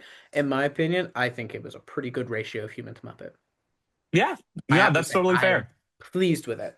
I I like the idea of like a world that where there's like integration between humans and Muppets. So like that's always like having like a human answer the door for like his master who's a Muppet, like stuff like that. It's like that's that's world awesome. building. To me, that is world building. See, to your point, I totally agree that I love whenever Muppets and humans live alongside and they don't acknowledge that it's like a weird thing. It's just Yeah, like, it's like, yep, oh, my boss is a bear. I live with that. That's fine. that's fine. And a thing that I absolutely adore about this movie is like we brought like I think we're like I'm not trying to do like a frame by frame analysis of this, but when we get to like we're kind of at this part of the movie where they're like getting on the ship and they're leaving Squire Trelawney's place. They finally like got like the funding to do it. This whole set of Bristol Harbor that I know is now Bristol with the fucking fantastically built, wonderful like wooden buildings, all of the Muppets running around, all of this like the dirty streets, the horse-drawn carriages, the Muppets leaning out of buildings. It's like they take like I think I don't understand how people could think this is a quality drop off from Christmas Carol because they fucking take the incredible set building from that movie and they even, I dare I say, make you feel more like you're living in it. Like they really make these feel like a working class street of working class Muppets. I know we said we were gonna try to compare it less to Christmas Carol, but I did like actively want to compare this to Christmas Carol in the sense that the incredibly high standard of production value is Yes. very much carried over. And to your point, I Yes. want to absolutely agree because while Christmas Carol was an absolute feat of production design, the whole film is kind of restricted to sort of like a Hmm. urban environment. It's kind of restricted to London, kind of restricted to the streets. This really expands because not only do you get that sort of like even just like the pub from the beginning, like the sort of like Yes. the weird shapes of the roofs. It's just got like a really strong sense of visual language. And then Bristol Harbor, but now you're out on the open sea and going to different like going to this like island. And it's like it's so much more expanded and the Hispaniola set is Oh my God. incredible. Oh my Like God. the shots of like the boat out at sea as well. It's like, oh my Yes. God. It's the fact that they built that incredibly big of a model for it for them to puppeteer on must have been like so one hard to puppeteer on, but two, incredible that they would do such a feat of set building. And what I think Brian Henson excels at over like so many other directors is his ability to make these because these are big sets. Like these are all on sound stages. Like these aren't like most Muppet movies of the past. Like you take Muppets the original Muppet movie, Muppet Caper, all of those. It's the Muppets living within our real world, but they're like actually thrown out into like London. They're thrown out Mhm. into the countrysides of America and shit like that. Brian Henson fucking excels at creating these gigantic looking sets, these expansive looking, practically built sets that are all handmade and making these Muppets and humans and characters move through these spaces and worlds and making them feel so gigantic and big, but also feeling like you're contained in it in a way that's like it's Brian makes you feel like you're living within that world, but that world is not like restricted. And I think he built off of that from Christmas Carol so incredibly well. Like when you're in that intro, when you're walking around, when they're on the island looking for the treasure, all of these scenes, it's like, how is this on a set right now? Like, how the fuck did he make it actually feel like you were out on all of these like islands and everything? I think that this movie does not get enough credit for the absolute feats of set making, practical effects, and filmmaking that is achieved here. Kind of like Brian Henson's era of sort of like being in creative control of the Muppets is, I think, most accurately represented by his just exceedingly high production value and his exceedingly high like attention to detail when it comes to immersion. Because even in like, even though I don't know if he was as creatively involved as he was on the films, but even Muppets Tonight has a really strong sense of visual language, like this sort of new era of this sort of Muppet Show format with this like television set. And it's just like that's to me like even like lesser films. Let's put a quote on that, lesser films to me I Yeah. do think is less because like one of the big questions that jumped out to me after watching this film is like genuinely why did we ever stop doing the literary adaptations? Because we're on such a hot streak. And then I did remember why. Wizard of Oz. Oh yeah, shit. Even for I like a lesser film, like I'm gonna put the quotes, but I do mean it, a lesser film like Wizard of don't Oz like. Yeah. is, Yeah. the production value is still insanely high. Yeah. Still Absolutely. like a load of new puppets and like puppet designs. Like you had to make like new like model versions of like the core cast. You know, And like there's a load of like really impressive set work, and it's like there is still a high production value, and I think that's the thing that really solidifies Brian's legacy on the Muppets is his incredibly high concept like sets and really strong yeah. sense of visual for how he wanted his worlds to look. I think I completely agree with you, completely, because I think Brian so often I think it's treated in these discussions like he's just Jim Henson's son and did not have Mm. that's wrong as fuck because Brian has such a distinct visual style of these gigantic fantastical sets where you feel like you're living within them. It's Mm. like when you go to like Disneyland or some shit and you like try to immerse yourselves and they do like the quote unquote the always buzzword you hear with theme parks is like immersive theming quote Mm. unquote. I think Brian takes that times like 1,000. He takes the whole like everything. Like I have a fucking tattoo for Fantastic Mr. Fox. Everything I love about Great that movie. movie, great movie with beautiful little sets that are transposed onto these gorgeous backgrounds, all of that. Brian Henson, I would say, innovated that technology so much. And all of these movies that I adore, not saying that like Fantastic Mr. Fox, like Treasure Island's responsible for Fantastic Mr. Fox, but I do think Brian should take get some credit for the way he innovated this space and really like honed in the ability to make these practically built sets feel like these real big worlds. And it's stuff like that and like the production value, which is what kind of puts this above 2011 for me because while 2011 was like it's very nicely written, great music, sort of like a fun story, even though it's one that we'd seen from the Muppets before, sort of like really fun, sort of re-ignition of energy into the Muppets at the time where they Yes. really needed it. It's stuff like just the sort of handmadeness of it all in Yes. these movies that is what elevates it above the sort of the 2010s Muppet properties for Oh me. my God. You know when in Labyrinth, actually no, it's specifically the Dark Crystal. I mean, Labyrinth has stuff like this, but Yeah. specifically in the Dark Crystal, where the mystics are moving through the land and you have these gorgeous, like hand painted wide shots Hmm. of like the castle and all these things. I think Brian's distinctly different visual style than his father. He kind of achieves the same thing and the same thing emotionally. What you don't get out of a lot of future Muppet films is these like the beautiful wide shots of the Hispaniola on the water with the sunsets, where Brian took so much effort to send these film crews down and like get like perfect shots to transpose this beautiful, like gorgeously built set onto them. I think it's like speaks a lot to how Brian's like filmmaking process was not only different than Jim's, but still retained a lot of that magic, but just in his own like distinct way. Absolutely. And I think it really speaks true to how he really took some of his first like really big steps into puppetry and into sort of like his sort of creative process, took those first steps working on Labyrinth. It Yes. really shows because it's still got that sort of gymness in it where it's like this sort of I guess like the puppets interacting with this world in a way that's this very handmade world. But he sort of really made it his own in kind of like a semi-grounded way where it's like Oh my because God. obviously Yeah. Labyrinth is like this huge fantasy world and everything is very high concept.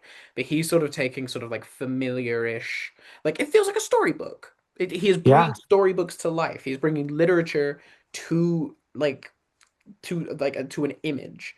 And You can I think totally see the same doing it in this influences. very stylized way, I think is like very impressive and very I worth would mentioning. And I think having I would his so first agree. steps be taken on Labyrinth shows. Oh my God.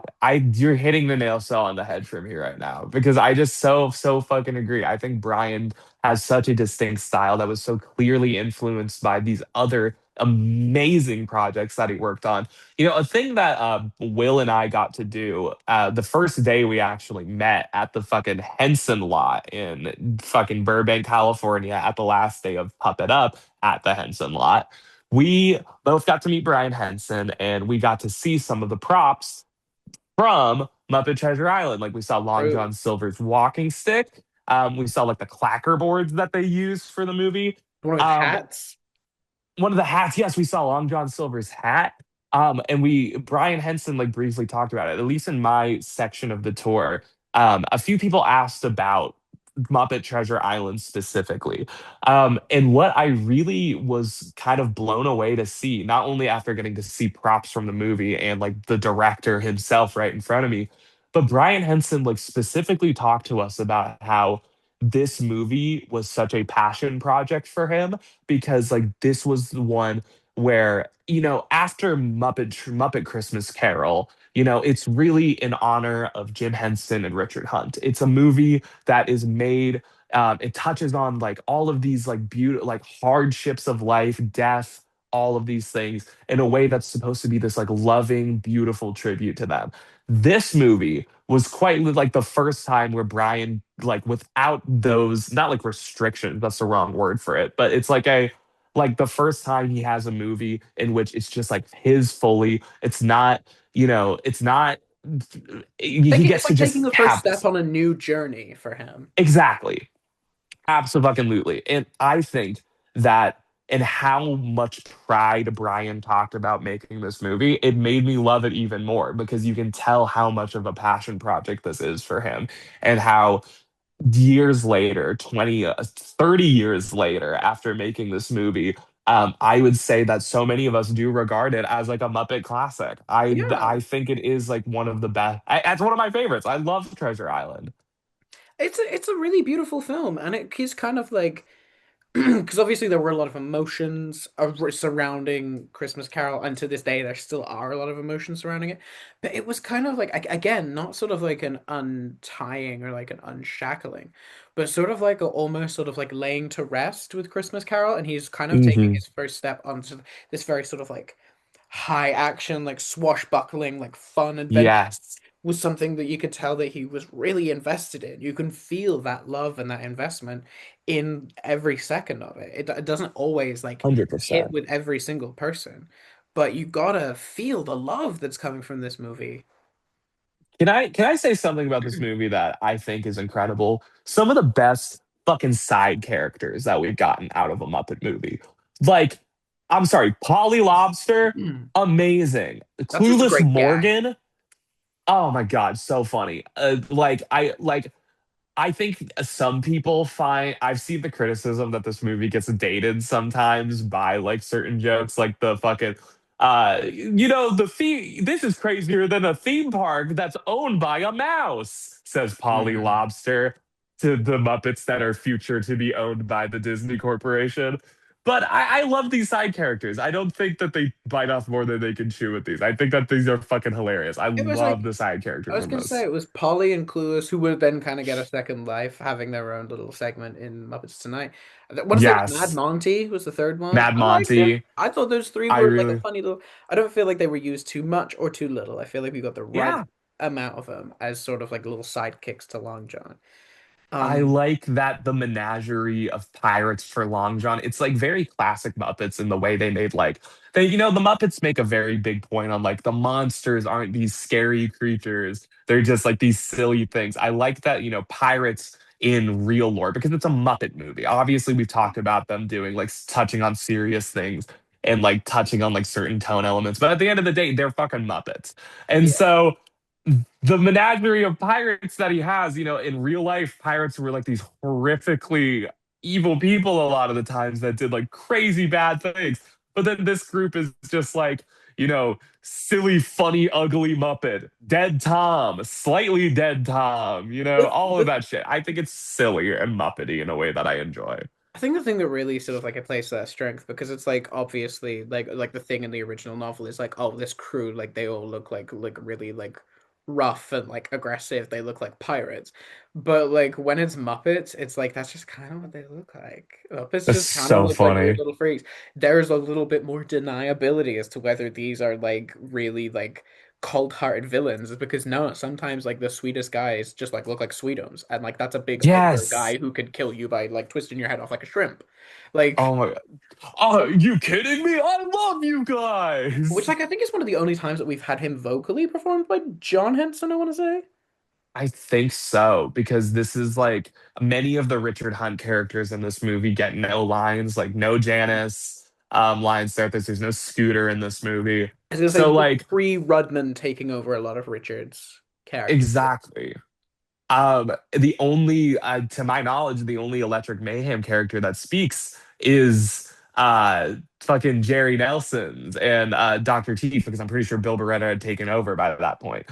I think this was It's, just before Floyd and Beretta really sort of like became established on the Muppet cast, because I think that was tonight where he really sort of took. yeah, I I think it would have think been just like Animal and Floyd, I want to say, because they were the only two ones where their original performers were still on the Muppet cast, yeah, except for Zoo. I But Zoo doesn't talk most of the time anyway.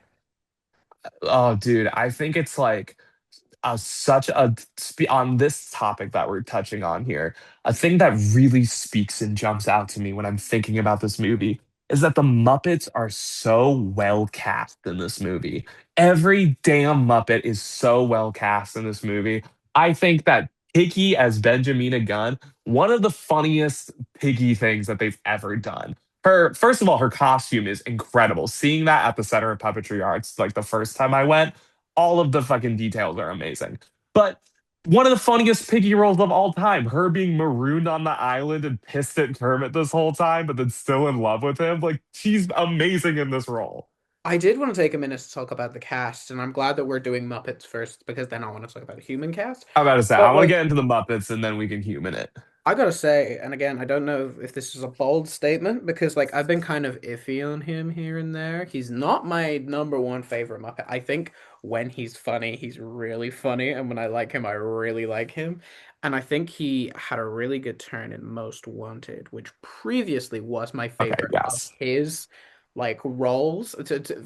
Up until I saw this movie, I thought he like had his best role in Most Wanted. But after having seen this, this is like categorically the best Sam Eagle like Yes. performance ever. Sam This is was fucking perfect. like genuinely cast perfectly. Perfect as like a foil and sort of like a loyalist, like upholding sort of like propriety and like proper seamanship. Like Yes. I just I I think think this is the best like of Sam Eagle ever. I loved it. this is one of my favorite Sam Eagle performances because like I love Sam. I think he's actually like a really enjoyable Muppet. I do find often though he is very just shoehorned into this role of Mm, like you know how in like an improv where it's like you never want to be the one who's just shutting down the scene by being you want to yes and to yeah. the chaos. And then often Sam is just kind of stuck in to be like, what is this nonsense? It's like Mm, they make him often like a less successful Statler and Waldorf, just like criticizing what's going on. yeah. But what I think is great about Sam is that he is a part of the Muppet chaos and shit, but he takes himself very seriously. I really think that in the Brian Henson era of the Muppets, I think they let Frank perform Sam Eagle in a way where it's like I think it's the most Sam Eagle that he's been in a long time, where fucking he is such still a part of the Muppet chaos. But like someone who is just as bad as all the Muppets, thinking that they have their shit together more than the Muppets, is such a funny thing. And when they lean into that with Sam, that's what he's the best. To me, it was like because it was true to Sam as a character, this sort of like very stiff upper lip, kind of like self-important, almost like holier than thou, this like god of Yeah. weirdos. I'm so glad I'm not weird like them. But this time he's more in on it and he's like a part of it instead of just Yes. being like an objecting outsider. He gets to be he's part of the main cast and he's involved and he gets caught in the hijinks. He gets tricked into just like taking himself out on a light boat, like on a lifeboat. Like, come on, you're not better than any of these guys. It just this was my So favorite Sam performance, and it's can I probably his say, most like visibly like visually iconic look for him as well. Because like done oh on my all of God, his like yes. American regalia, it's like of course he'd be wearing that. Like on set, Sam Yes. refuses to wear anything else. He has to go in like his little Washington cosplay. It's like It's yeah. like it's rare do we get an opportunity where Sam actually gets to do his like American history kind of like shit. And this movie very much allows Sam to do that in a way that isn't like obnoxious or like overdone. And I'll be real, I fucking cried. Like I have cried many times when I've seen Sam Eagle come back in the movie to go fucking team up with Kermit and like come in and fight. I'm like, That's my fucking boy. I love you, Sam Eagle. It's like he's capable in a fight. Like he's not just some like pansy who just like runs off and is like, oh no, I don't like fighting. He's like fucking like like He's fucking right there to kick not some looking ass. punching people. He's like in on the sillies. He pretends to be a fucking ghost to scare away pirates, and he's just like, there's no part of this that is like above me. I'm gonna do this. I'm probably not gonna love all of it, or I'm not gonna pretend to not love it. But like he felt it's one of the times where Sam has felt the most like part of the cast, like part Yes. of the company, one of the most like really most integrated parts of Sam, because I feel like they did it okay in like the 2015 series where he was like on the crew and he Yeah. was still kind of like being a little bit sort of like Sam about everything, but he was still like involved in like the crew drinks and he was still like a part of it. I didn't care for his thing with Janice, but like that's like rather Yeah, I feel that. it's an unfortunate symptom of like what they were doing with 2015. But like it's like Treasure Island is the most like part of the company that Sam has ever felt in any Muppet media to me. I couldn't agree more. I could not agree more. Another Muppet I really wanted to touch on after Sam Eagle is I think Kermit is phenomenal in this movie. I think this is a really great Kermit role. I think it's so funny to have Kermit have the Miss Piggy tattoo on his chest. Seeing felt tattooed like that is so funny, like incredible. I Genuinely some think of the this best is work an anybody's ever done with a sewing machine, in my opinion. oh my God, yeah. Whoever at the Muppet Workshop did that, like fucking kudos to you. You know I you ate. you know you ate that shit. Kermit in this movie to me, like I think often this is a thing that Kermit doesn't get to do that I think is a missed opportunity a lot in Muppet movies is that Kermit gets to be like the leading man. Like he gets to be like the fucking Clark Kent. He gets to be the fucking like hero, strong man leading guy. It's something that I find Muppet projects miss that like that's a funny ass thing. You know, even like the Simpsons jokes about it and their like Muppets Goes Medieval thing where Kermit comes in to like save the day with his like sword and like get hands off her, you know, all that shit. Kermit, I think, is often like poised to be a leading man in a movie, but then they often just subject him to just being like, "Oh man, I woe is me. I certainly can't figure this out." You know, I think Kermit is they should allow Kermit to be confident more and to be this leading man role, and I like that they gave him that.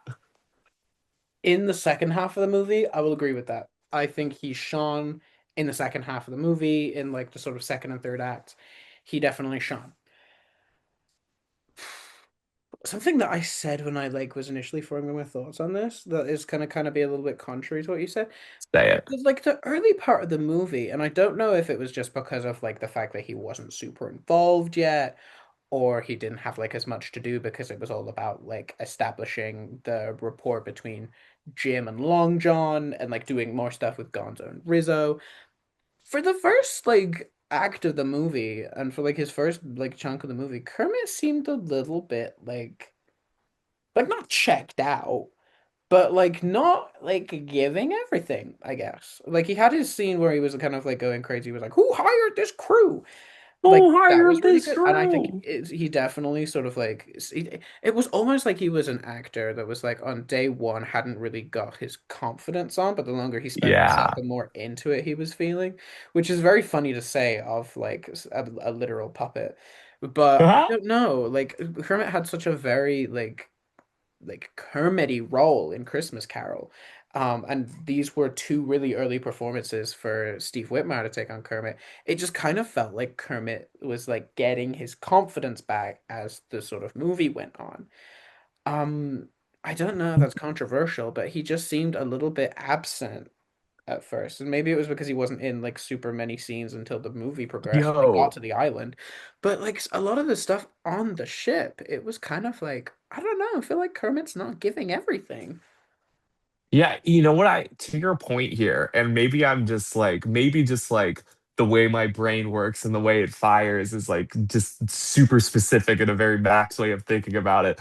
But all of what you're saying makes me like it even more of his like Kermit performance because I'm like, it's two things. One, it's really fucking funny to me to have like a puppet be like getting more of its confidence like on set, like it's a real person. But two, I think that like I think it makes there's a like the humanizing part of the Muppets to me where you like feel like they're this acting troupe, like a real acting troupe who's taking on these roles, and it's Kermit the Frog, the actor, taking on the role of Captain Smollett. I think it's really fucking funny to me to see Kermit deliver these like very Treasure Islandy, like serious kind of lines about like there will not be any drinking on this ship, and like kind of very a little more stiff. Like to your point, like he definitely says it a lot more like very like he's reading off the fucking script. But I That's what think I thought. It was a little by the book. what I like about that though is that it feels like he's like it's Kermit trying to take this role fucking seriously as like an actor do the serious performance, but then the fucking story itself devolves and all the Muppet chaos happens. Where I think he steps into the role of Smollett quite well, but then also kind of has to lose his like full on fucking seriousness for this. Like, like I'm glad that throughout the rest of the movie, they don't have Kermit like on the island talking like he's reading directly out of the book. But I think it's like a funny fucking thing to me to have Kermit just like go from being so astute to just like devolving to the rest of the Muppet chaos. I'm willing to concede on my point. I I think you mean, you make don't an have excellent to. point. I think you make an excellent point. Um, I kind of don't have a rebuttal. You've done this to me a You don't couple have times. to. I mean, yeah. Well, a couple times we've been doing this podcast. I've made a point. You made a counterpoint, and I've had no way to rebut it. Like And you I'm don't have done. to I'm fucked. rebuttal. We could just both we can even agree to I just disagree. like Like, I would just want to like make it clear that at no point was it a criticism on the performance because I think it was a great Kermit performance, especially towards the end of the movie where he starts to get like a little bit loved the Kermit stuff. you're also allowed to criticize Loved the it. Kermit. It was Totally. some of the Like, best Kermit we got. I think that's a good segue yes. to the next character I want to talk about because it was like Yes.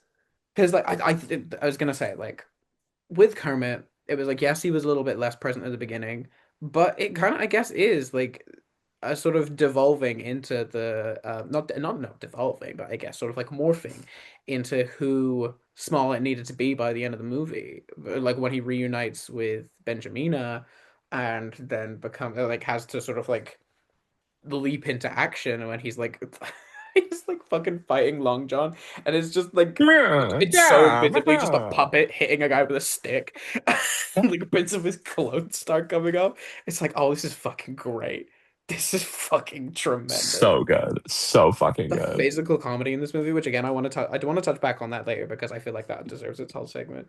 Oh, But how much 100%. of the physical comedy in this movie is exquisite. But It's some of the best. It's amazing.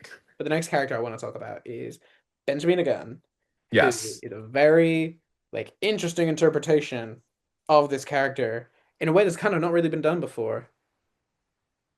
Because like I in like, Treasure Island like adaptations, and it was like I want to say it was like the Martin Short robot yeah. in Island, oh no, in Planet rather.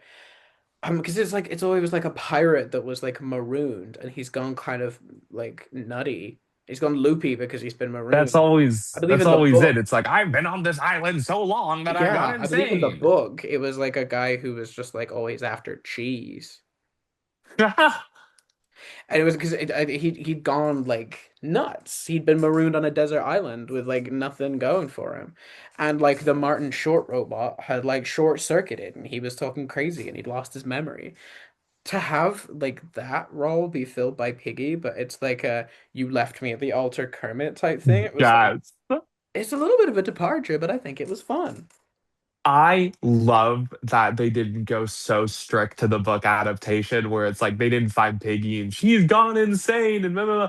I fucking love that they empower like any opportunity for me, I think, to empower Piggy and see her as this like badass bitch icon that she is. Like for Piggy to for them to find Piggy and it not be her like left and like not being like being so destroyed by getting left at the altar and being so like left to like to go crazy. No, it's Piggy fully empowered and being like, I run this shit. I'm the queen of this island. I Yeah. got fucking left here and you left me at the altar, but guess who's in charge now? Bitch. I'm healthy, Me. I'm Piggy. wealthy, I live like in paradise. Hmm. I'm surrounded by And golden treasure. And I love the fucking bit where like she runs into Long John again, and Kermit's like, "What you with Long John?" And she's like, "You left me at the altar. What do you expect me to do?" Like, I'm sorry, you don't like, do you own this body? Do you like, you could have had this and you ditched it. I So think that my favorite part about like even still to like up to this year, Tim Curry still talks about like the fling that he had with like not Benjamin again, the actress Miss Piggy. He's like, I will never actress. have again what I had with Piggy on that set. He still talks Mm. about it. Like he's like obviously he like underwent a stroke and he's been like in recovery for a long time and he's like really recovered well this year. And in like one of the only interviews he's done this year, he brought up like, yeah, my thing with Miss Piggy, I still think about it. I'm still like heartbroken that I didn't like keep her. Dude, it's a testament to how Piggy should be treated as this Mm. star diva. We've talked about this in so many episodes of this podcast that Piggy should be treated like the mega monster of a star that she is. And Tim Curry, it's not like keeping a bit going. It's like this rightful acknowledgement that Piggy, when her roles in cinema, in her roles through television, she should just be considered a famous actress. Yeah. Like she has touched the lie. Like she, she's got to like Madonna level fucking fame on just being a puppet. Like I think that Tim Curry, when he talks about, this fling that he had with Piggy, I think it's like actually like a huge testament to how Frank Oz humanized this fucking character. And like the fact that this actor, who is as renowned as Tim Curry, could have such a connection with this damn puppet, and I get he's doing a bit that he's continuing, but like the Muppet actors, the Muppet performers, the puppeteers, what they were excelling at was their ability to connect with these guests and make them feel so like, wow, like I'm a real thing talking to you right now. That's why like so many people, like when fucking Jason Segel did his movie, he cried the moment he started talking to a Muppet. Like they have this ability to really like, the Muppets have been humanized so much that they have the ability to connect with these actors, and I think Piggy is a beautiful example of that in this movie. Absolutely. I really loved it makes me sad that this is kind of one of the last times that we would get like because it was like this and then like tonight and like from space. And then like Yeah, Frank didn't do Piggy for much longer.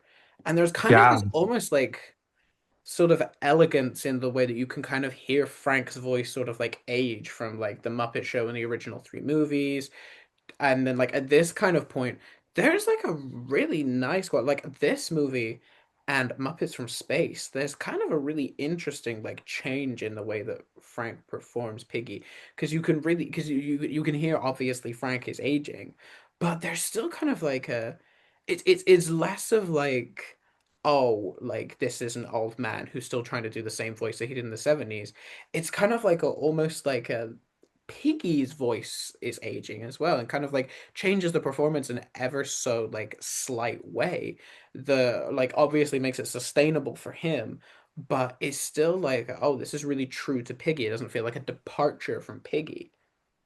Piggy does not sound like Frank is fucking phoning it in, or like Frank throughout his time. As you said, that there's not much time left of Frank being the main Piggy performer Mm. and contributing his voice to Muppet projects in this capacity. But you can really feel like Frank. No, it's kind of like you can see this like star in their twilight years of this thing that they like literally like contributed so much. Like, not to like, okay, this is just like the way my brain works. It's kind of like when you watch the last season of like I'm really into basketball, when you have like a really good basketball player who on their like last season they like win like one more championship, or you can like see them like you know that they're going to be gone soon, and this is one of the last times they're going to play, but you just get so fucking emotional because you're like, what they've contributed to this fucking organization, what they have, the lives that they've impacted by being watched by all of their performances. Like, this feels like one of Frank's real last, because Muppets from Space was a direct to VHS thing. I'm sure it had some theatrical run here and there, but Muppets from Space did not reach the kind of same acclaim that both of these movies got. And I think this is really one of the last times where Frank got to just be Piggy and live in that and get such a strong, because in Muppets from Space too, she is like, they don't give Piggy enough to do in that movie. I don't think it's enough Piggy at all. And I think this can really be pointed to your point here. I think this can be like looked at as one of the last like twilight performances of Piggy, and it's really beautiful to watch. She's funny, she's flirty, she's like on top Piggy form in this movie, which is it's just always a joy to behold. And I think having her and Kermit have this kind of like dynamic with each other, like where it kind of like it speaks to Kermit as a character and it speaks to Piggy as a character. Like, yeah, he's being non-committal again. Surprise, a fucking surprise. Um, but like I don't know, just their reconciliation and their like I thought where they're like tied up together like and they're like have even their little song that I don't remember how it goes. Sorry, the music's not that memorable. Just their little song. It's like, oh, it's sweet. This is like a really good like ode to classic Carnegie, in my opinion. Yeah. And yeah, they just have a really fun dynamic. And I don't know, there's not really much to say other than Piggy was on top form here. Piggy what like excelled in this. I think Frank really brought his all to this movie to be Piggy. I think I think that as we've talked about Kermit, as we've talked about Piggy, as we talked about Sam Eagle, I think this is also we brought up Christmas Carol a lot. That movie established the Rizzo and Gonzo friendship dynamic as being one of like the most important Muppet duos. This movie fucking takes that shit and runs. Gonzo and Rizzo are phenomenal together in this movie. Just 10 out of 10.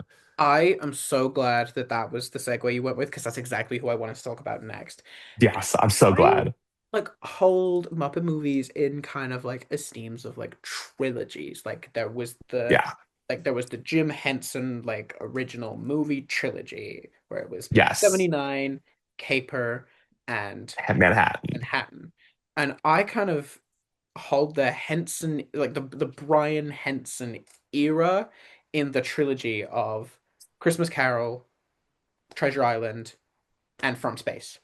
Yeah, And 100. I kind of would agree with you fully. the crux of those three movies is the relationship between Gonzo and Rizzo because it's incredibly important in all three. Um, and I think like clearly they worked as a duo in Christmas Carol. That was kind of like the hard launching of them like being like a little comedic duo. And it clearly worked so well that they thought we got enough steam to do this for another movie. And you know what they did? They fully did. They had Dude, enough steam for two more movies. it's like the first Christmas Carol establishes them as, Gonzo is playing the Charles Dickens role where he has to be like kind of the straight man to Rizzo's funny man. Mm. They kind of have to play off of each other. Obviously, Gonzo gets to be silly and get his like Muppet antics in, but they kind of they establish that kind of dynamic. But I think what Treasure Island does really well and what sets up Muppets from Space really well, I think, from this movie is that they are such like yes, Rizzo has his whole shtick of like, oh, I just want to eat, and oh, I'm selling all these like rat tourist tickets on the side and stuff. They allow Rizzo to be a endearing like contributor to this movie where he is not just like a hindrance to Gonzo. He's not just the one throwing in the slapstick or the joke to like add levity to the film. Like I think they let Rizzo actually be not only like an active contributor, but you can tell that like the Gonzo Rizzo friendship goes beyond just them being a duo in the movie. They really make you feel like, oh, these are the two Muppet actors that have become extremely good friends, and now we need to fucking promote that. I think one of the strongest things that this movie did with Gonzo and Rizzo, keeping them as a duo, was not doing exactly what they did with Christmas Carol. Because Christmas Carol really worked because it allowed you to still have like a good chunk of the original prose from Christmas Carol without just some kind of like like faceless voiceover narration, which would have felt stilted and not really in keeping. You had Gonzo be this active narrator and still get to kind of like show off a little bit of his Gonzo kookiness by being like, "Oh yeah, I like know everything. I'm omniscient. I get to just like I know how the story goes." And Rizzo, you're just kind of along for the ride. Worked perfectly in that movie because it allowed you to Agreed. still have the Dickens like Dickens's original words while having these two like kooky comedic characters to kind of like tie the whole thing together.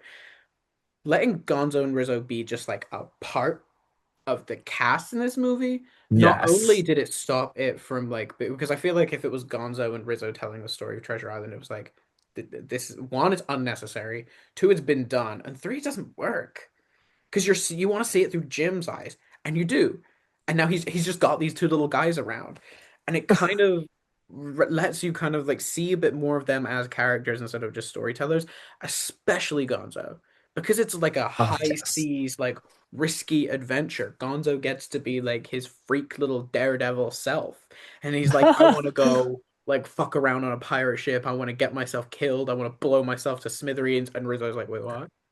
I don't want to fucking do that. Ah, Like dude, I letting them be agree with you active, wholeheartedly. yeah, like just letting them be active participants, as you said, in the movie, just like it justifies them being in it, you know?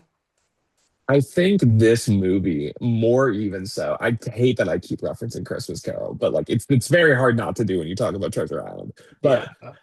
But what I think this movie did even more so than Christmas Carol was establish Gonzo as like the next kind of main character of the Muppets. You Yeah. know, He was a like protagonist then like outright. when you're talking about the three movie trilogies of the Jim Henson era and then the Brian Henson era, Kermit is unequivocally the main character of the Jim Henson movies. Like that's Mm. on like Gonzo is the fucking side character. It's always fucking Kermit with Fozzie and then Gonzo at the three. And then I think it's so clear. Kermit is like the main lens that we're looking through. Kermit is the main character of these movies with Jim Henson unfortunately gone and Steve Whitmire stepping into this role. And I think Steve does like a very great job.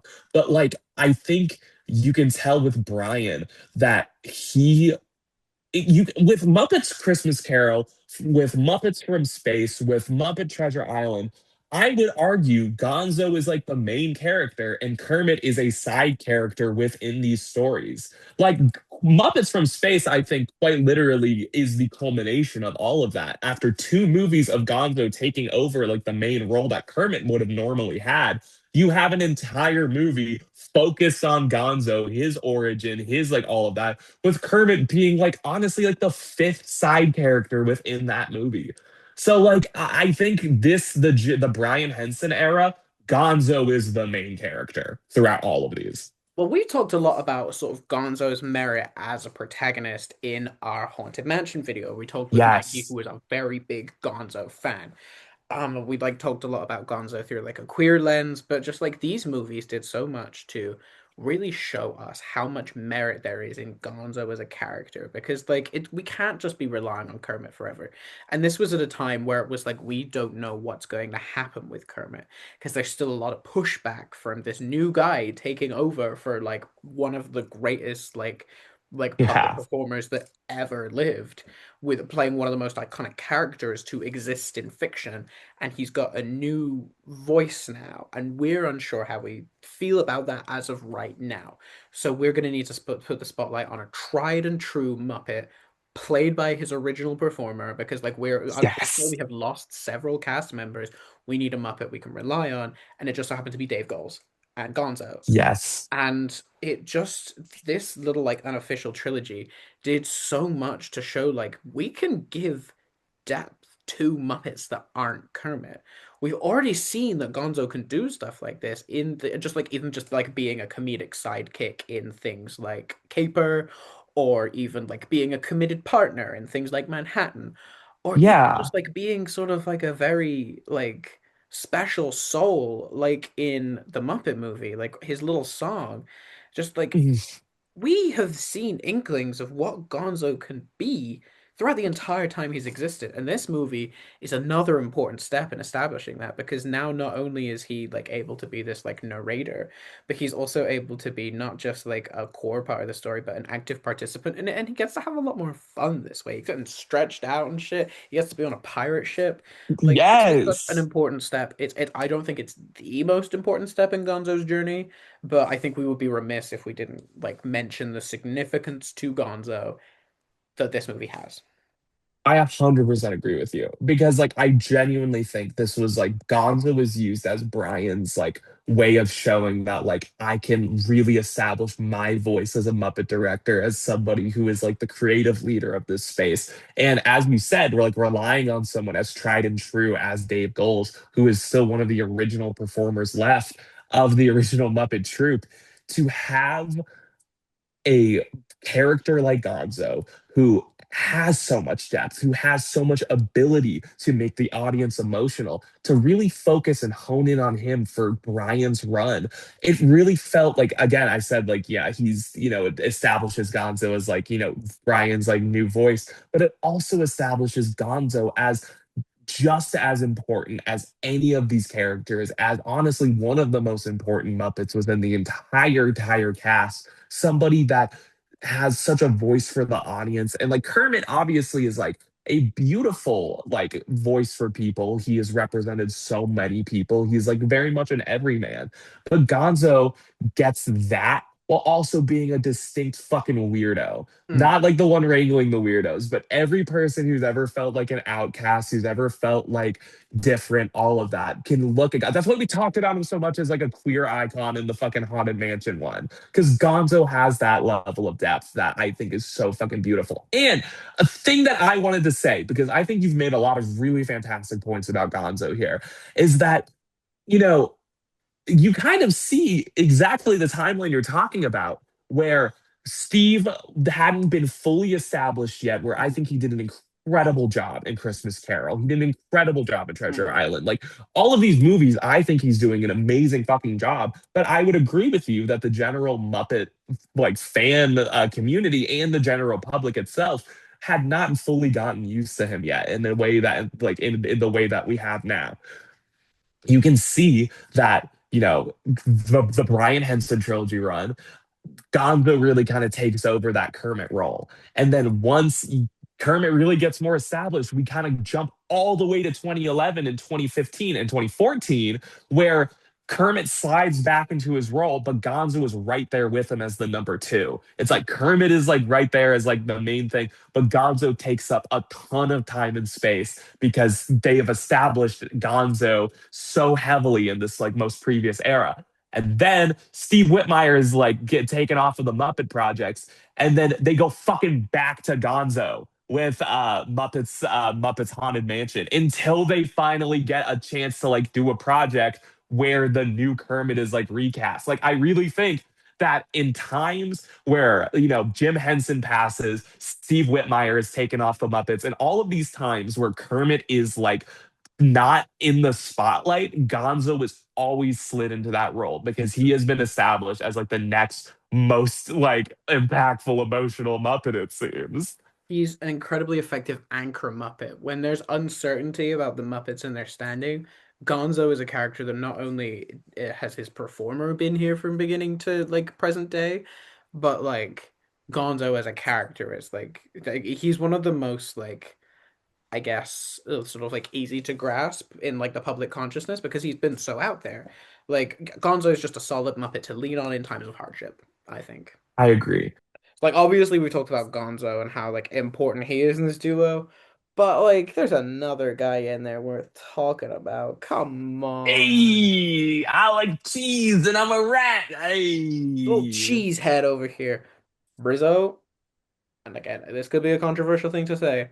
I think despite the fact that he portrayed Kermit the Frog, I still think the defining character of Steve Whitmire's like legacy on the Muppets will always be Rizzo the Rat to me. I agree. I could not agree more with that, actually. It's a character he built him from the ground up. He literally built the like puppetry rig for like the Muppet Rats in the way that we know them. And like just having a Muppet that was not part of the like original like iconic Muppet Show cast, like in the 70s and 80s, kind of coming in towards the sort of like end of the Muppet Show's run, really getting his big break in like the last of like the Henson trilogy. Oh Like yeah. he really did a lot of work in the Brian Henson era to really establish Rizzo as like arguably one of the more iconic Muppets now.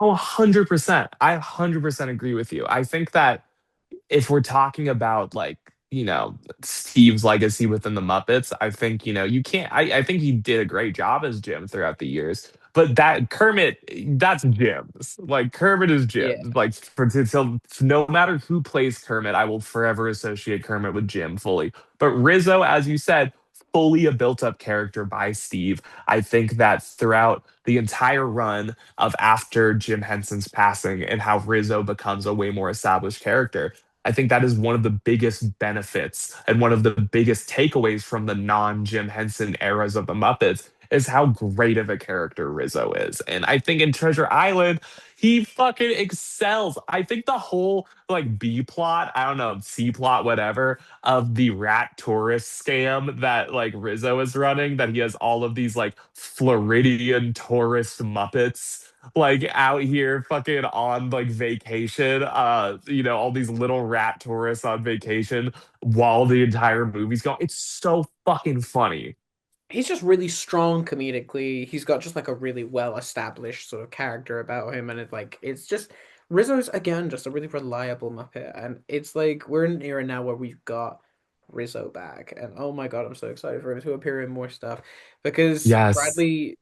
Bradley Freeman Jr. doing such an incredible job as Rizzo, like when they announced his comeback, like in a couple online videos and in the Muppet Show, just like and it's a testament to how like heavy across to bear Rizzo is that they took so long to find somebody worthy Yeah. of carrying him. But it's like Rizzo's just such like he's gotta be hilarious, otherwise it's not Rizzo. And I can't think of a thing that Rizzo's been in where he hasn't been just like standout funny. I think that Rizzo in this movie is like the funniest character within this. Like, I think, One off, like, definitely. yeah, I think that like Rizzo adds so much, in terms of him being like a comedic foil or a comedic person within this movie. I think like I think often he gets a criticism that I disagree with, that he's just kind of there to add like the kind of joke line and to just be like the comedic thing. Throughout this movie, he often does like the thing where everyone's like saying what they want out of it. And he's like, well, I'm just here for the food. Like, I'm just here to eat, yada, yada. Hmm.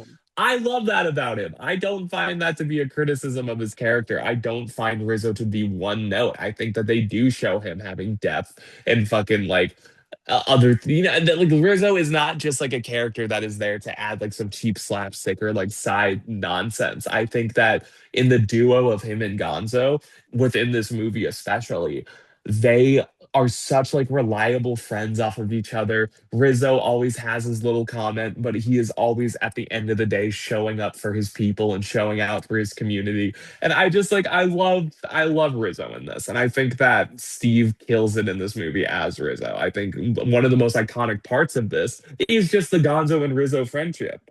Yeah, and like again, it carries on really brilliantly from Christmas Carol. Just like again, really solidifying that sort of very core of this trilogy being the sort of the Gonzo and Rizzo rapport. And yeah, I just think it was a good Rizzo moment. Not like his Yeah, strongest ever, but even then, like even Rizzo on like not his best day is still pretty freaking good. I would say that like having Rizzo and just all the Muppet Rats take more of like a front line is just funny. I will always support them doing more shit with the Muppet Rats. I think they're one of the most charming parts of Muppet stuff. I love that in the future projects like Muppets from Space, they really ham it up with like how much they use the Muppet Rats. And I think in this one, like dude, it is a killer bit to me to have all of the like parts of this movie happening, but then the Muppet Rats jokingly being tourists watching all of the things happen. Like the joke where they're like, and here is where like this scene from Muppet Treasure Island takes place. I'm like, that's so funny. Like the That's Muppet Rats classic Muppet. the Muppet Rats have such a strong sense of identity as well, because even just like in like the theming of the Pizza Rizzo restaurant at Hollywood Studios, like the little like the wedding room, like the music that plays in there, and I'm like, yeah, the Muppet Rats would put this on a playlist because you have such a strong sense of like their vibe. It's like yeah, they're just so well established comedically that like I love the Muppet Rats. I think that the Muppets really excel in doing things earnestly, but like at the same time, like they are not like the Muppets will achieve a story earnestly, like they will put their whole soul into it. But at the end of the day, they still have such like Muppet humor, such Muppet levity, and I think the Rats really became their way of doing that, where they can have like in Christmas again, referencing Christmas Carol, they have like the more serious shit going on with Michael Caine and Scrooge, but then they still have the Rats do the fucking like we live in an island in the sun. Mhm. Like the Rats always still have that the ability to remind us like the silliness of a Muppet project. And I just think that they in this era of Muppets use them fantastically. Absolutely, absolutely. So, moving on from Muppet cast members to human, I want to touch quickly on two of the slightly smaller roles in this movie that didn't really show up past the first act. Um, Billy Bones and like I can't remember her name, but like lady Oh who yeah, the innkeeper, the that innkeeper. fucking oh Yeah, my god, why am I I blanking on her feel bad name? that I'm blanking on her name. That's really Same. bad of me. Oh god, I'm such a bad person. And but I remember Yeah, their performers' names because Billy Bones obviously being like the catalyst of the movie, you've got to like get a good casting for him. And like, yeah, they could have cast like a Muppet. They could have had like a pretty good time casting like a wacky Muppet. He might not be as well known in the US, and I forgive you for it. Over in the UK, yeah. specifically here in Scotland, Billy Connolly is beloved. I love Billy Connolly, and he chewed up his little bit of screen time that he got for this. Yeah, He he was great. tremendous, incredibly strong. Like and you know what? Like I'm pretty sure I want to no yeah Tim Curry's from the UK, so I don't know. It's because he's played so many Americans. It fucks with my head sometimes.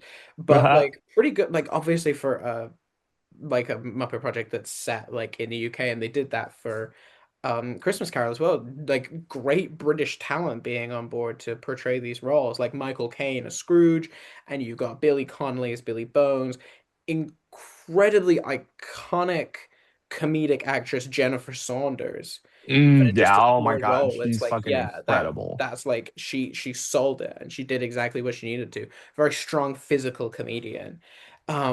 Like yeah, just the reliance for these literary adaptations on quality British talent, just like it doesn't go unnoticed. And it was You, absolutely, it elevated it to me. I love Billy Connolly. Like even when like me and my friends, one of whom like both of whom live in Scotland, one of whom is Scottish that I watched it with, we all freaked out when like the opening like credits were coming up and they was like announcing the cast. We went insane when we saw Billy Connolly's name pop up and then Jennifer Saunders' name pop up because we didn't know that they were in this.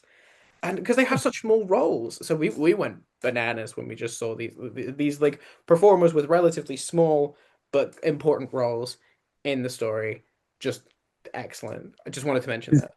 no, I love that because like obviously no discredit to like Scotland and Britain and all of these things for like their actors and shit and me not knowing them. But it's like, I often have like very America brain when it comes to like Mm, movies and shit like that. Where to me, I saw Billy, I don't I this is the only thing I know Billy Connolly from is yeah. his role in Muppet Treasure Island, but fucking amazing. I think he does an incredible job, and I think it like really again speaks to like how in the Muppets were a huge phenomenon in the UK way before they were Mhm. in the United States, and I think that throughout their run they always kind of paid homage to that by having these like in Labyrinth and Dark Crystal, all of these things, they're pulling in these like phenomenal British stage actors and like these people that like normally wouldn't be in a massive American production like that. And so I think yeah, these two characters speak to that. Also, a thing I wanted to say about like all of Billy Connolly's scenes in this fucking sets up the movie perfectly. Mhm. Incredibly fucking like as you said, chews up his screen time so well because like that whole fucking scene where he's dying and like giving them like the map and the setup to the whole movie. Oh my god, like he out Muppets all of the Muppets in No, that he's scene. off the wall. He's irreverent when he's like trying to like avoid blind Pew as well, and it's like, Oh my God. Okay, I got to talk about Brian Pugh in a sec dang. as well, but we can keep talking about Billy Connolly because like the also a joke I want is I think Billy Connolly sets up the Muppets fantastically in this Mm. because having such an off the wall performer that even the Muppets can react to and be like, oh my God, this guy's fucking insane is really effective. Yeah, but not They even in have like an some of the obnoxious way where it's like, oh, he's trying too hard. It's like, no, yeah. this is just kind of like, this is the appropriate level. He has an incredible setup to so many jokes. He just his screen time sets up some of my favorite jokes in the entire movie. I love when they're rummaging around Billy Bones's things for the map and they pull out the fucking Henry Kissinger book. Like, it dates the movie a That gave little us a bit. pretty good chuckle. That gave us Fucking a hilarious. Every chuckle. time that kills me. Another joke that absolutely destroys me in the scene is when Billy Bones dies, and then Rizzo and Gonzo have their moment where they're like, "We're standing in a room with a dead guy." Like that's so funny. It kind of like it really showed that like this era of the Muppets was really trying to pay respect to the era that came before it because it was like you got incredibly talented comedians in small roles. Like obviously the first Muppet movie was a cameo fest. Yeah, And in the second movie you had like the whole bit where like Kermit and like Piggy are like essentially just trespassing in John Cleese's house. Um, arguably the great thing about Brian's movies is that they aren't cameo fests like that for like massive American stars. no, and you could again, not to get a little bit too like complaint brained, but Muppets from Space was kind of the turning point where it's like, okay, they're Disney now. They're cramming it full of cameos. And like big name American actors or like big American actors in like small roles. Like what is Rob Schneider doing in conjunction with the Muppets? Yeah. What is his What ass the doing? fuck is Joe Rogan doing? Now that was from the German era, but still.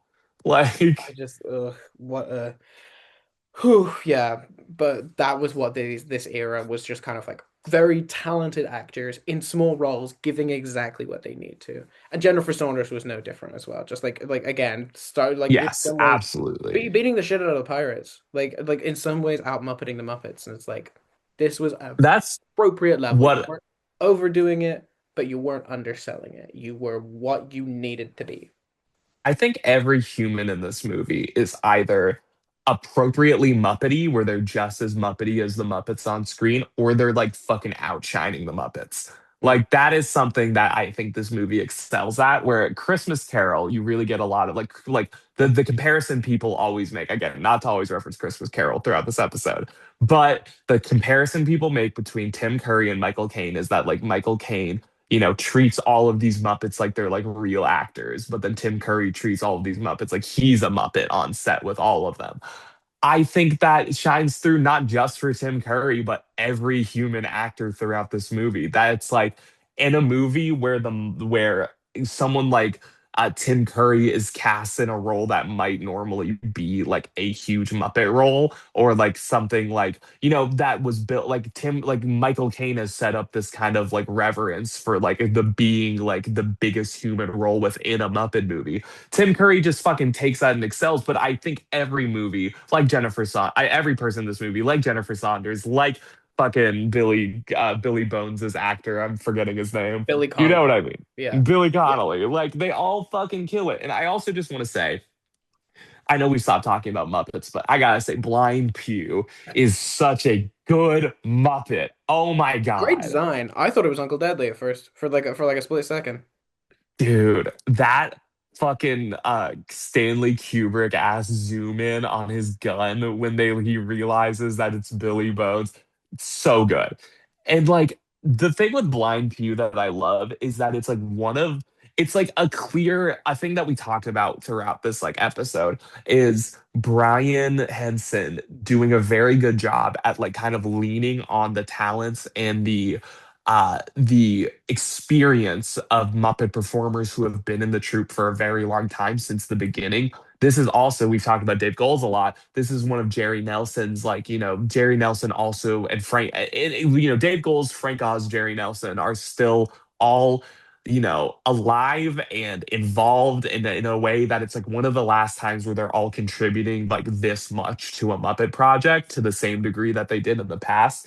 And I think Blind Pew is a perfect example of just letting Jerry Nelson shine, just letting him have a role where he just gets to do his full Jerry Nelson kind of silly shit. I think Blind Pew is just like very representative, not only of like the cool puppetry techniques they would do, but just like letting one of their most talented seasoned performers like just kind of do their thing. Letting him have a bit character, which like that really works for Jerry because he's great at bit characters.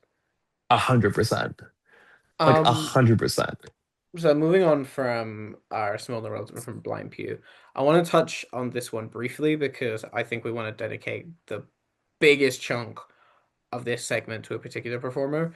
But I Agreed. think I know we kind of tore him a new one opening in the episode. But I gotta say, if like once you put aside the slightly distracting singing, like the kid's not bad. Jim's all right. Dude, the I'm fucking calling him the twink's not bad. twink. Uh, The twink ain't bad, brother. He's not. He does a pretty good job. yeah, he's convincing in his the way he performs with the Muppets. He has great chemistry with Long John. Um, Yeah, great chemistry with Gonzo and Rizzo. I think one of the like I think like say your thing because all I was gonna say was just like he's awesome with Gonzo and Rizzo. no, Yeah, yeah, so I just say your thing. believe that he lived and grew up in this world. Like he doesn't see like Gonzo and Rizzo as like, oh, what a weird little bunch of things. It's just like, no, yeah, I grew up with these guys. I grew up like on my block with loads of people who are just like that. Sometimes people are just made out of felt. That's how it is. It didn't feel like he was like a fish out of water type thing. Dude, I just really believed in his performance. Like and like I for like a child's like a child performance. It's like sometimes that's got to go praised because like when a child actor is good, it's like, damn, that's good. yeah, I think like at when an actor that age can like pull off a role this well, it's very impressive. We said earlier he's not fucking Jaden Smith in After Earth or whatever that No, movie he's was. It's he's like he's not like Macaulay Culkin and My Girl, but he's not yeah, like Noah Schnapp in like most of what he's been in. He's like yeah. it's like that's a talented young actor who's like doing a good job and doing sort of like an appropriate amount. He's not like winning any awards for anything, but it's like I believe him. Dude, I disagree with the criticism that people say that Jim's role specifically should have been a Muppet. It's like that's insane to me. There I needs think to be that a human crux, in my opinion. he I honestly believe that this movie would have suffered on not having a Jim Hawkins role like this that would have just been a Muppet. Or like I do, it's Treasure Island. Like Mm. that story had like Jim Hawkins, you can't have that story without Jim. And I think is successfully played by Kevin Bishop in this. I'm jokingly throughout this whole thing, I literally said to our friends beforehand, I was like, I'm gonna call him the twink the whole time. That'd be really funny to me. But I don't mean to say that to discredit Kevin Bishop's acting performance in this because I do think he fucking kills it throughout this entire thing. Yeah, it's like in a movie where everything is so comedically heightened and off the wall, you need a straight man. And it was Jim, in my opinion, because it was like everybody else is so batshit, including the villain. And it's like we gotta have something that grounds us. And another Muppet, that is not the answer. Dude, Needed I think Jim needed to be human. I think Kevin Bishop does a great job in this movie. I think that the Jim role, I really enjoyed it. I really, as much as I joke about the guy, I don't mean to do so many bits about him, but like I actually think he fucking crushes it. But like a thing with Jim specifically is that I just think that like people have this fucking idea that they were trying to make him like a Macaulay Culkin or like really have like their child star hit with this. It's like, no, I just think they found like a good actor and like threw him in and like like I think this also came out at a specific time where like fucking Home Alone and Harry Potter and every goddamn Oh movie that yeah. had like a child star was like becoming like the biggest thing in the world, and that child star became like a mega star in their own right. I would not blame people for watching Muppet Treasure Island when it came out in the 90s and being like, okay, fucking Muppets are trying to have their child star megastar.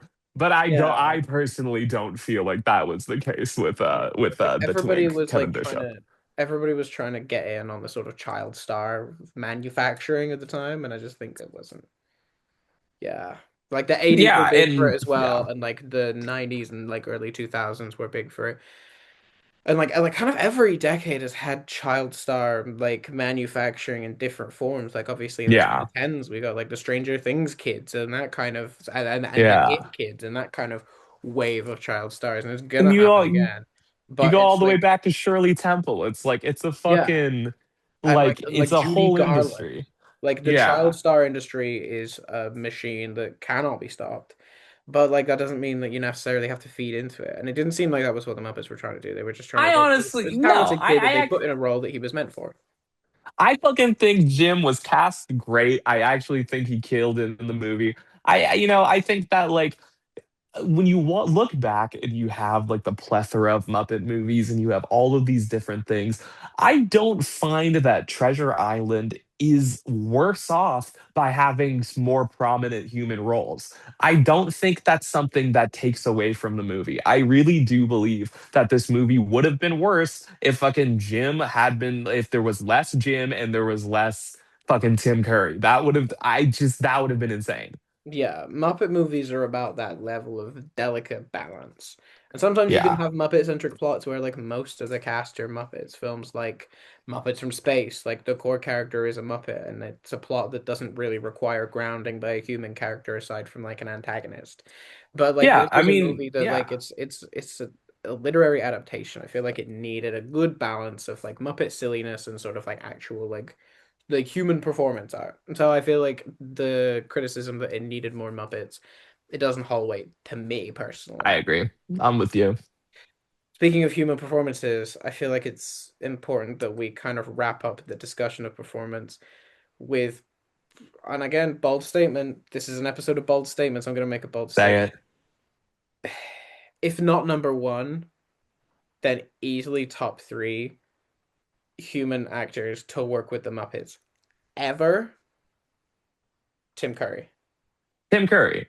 I would go as far as to say, because as you said, we're making this podcast. This is our platform to make big statements and We can say controversial whatever we statements. want, and you Say don't whatever get to the do a fuck we thing want. about it. It is our platform. Ha ha. So, like, for us, it gets the discussion going too. I'll just fucking go out and say it that, like, I think Tim Curry might be the best Muppet human actor. Like was it all of the things? Like, I love Michael Caine in Christmas Carol. I Oh, he's adore amazing. David Bowie and Labyrinth. But like in the Jennifer Connelly, it's like there's so many incredible human actors who have worked with Henson. And like, there's also a lot of famous actors who have worked with Henson who like, Robert Downey Jr. was in fucking Willoughby's. Like, fucking there's a plethora of actors who are famous who have worked with the Muppets. You have the whole Muppet Show run. You have people like Elton John and shit. It's like there are so many damn humans who have worked with the Muppets or Henson in general. But when I really get down to it, when I really think about that entire catalog, Tim Curry might be the best one on there. He is incredible in this movie. Absolutely phenomenal. Because I'm not just talking about like Muppet movies. I think in the entirety of Muppets Like work the as a whole, Henson. like if he's not number one, then he's at least in the top three. Oh, Like 100%.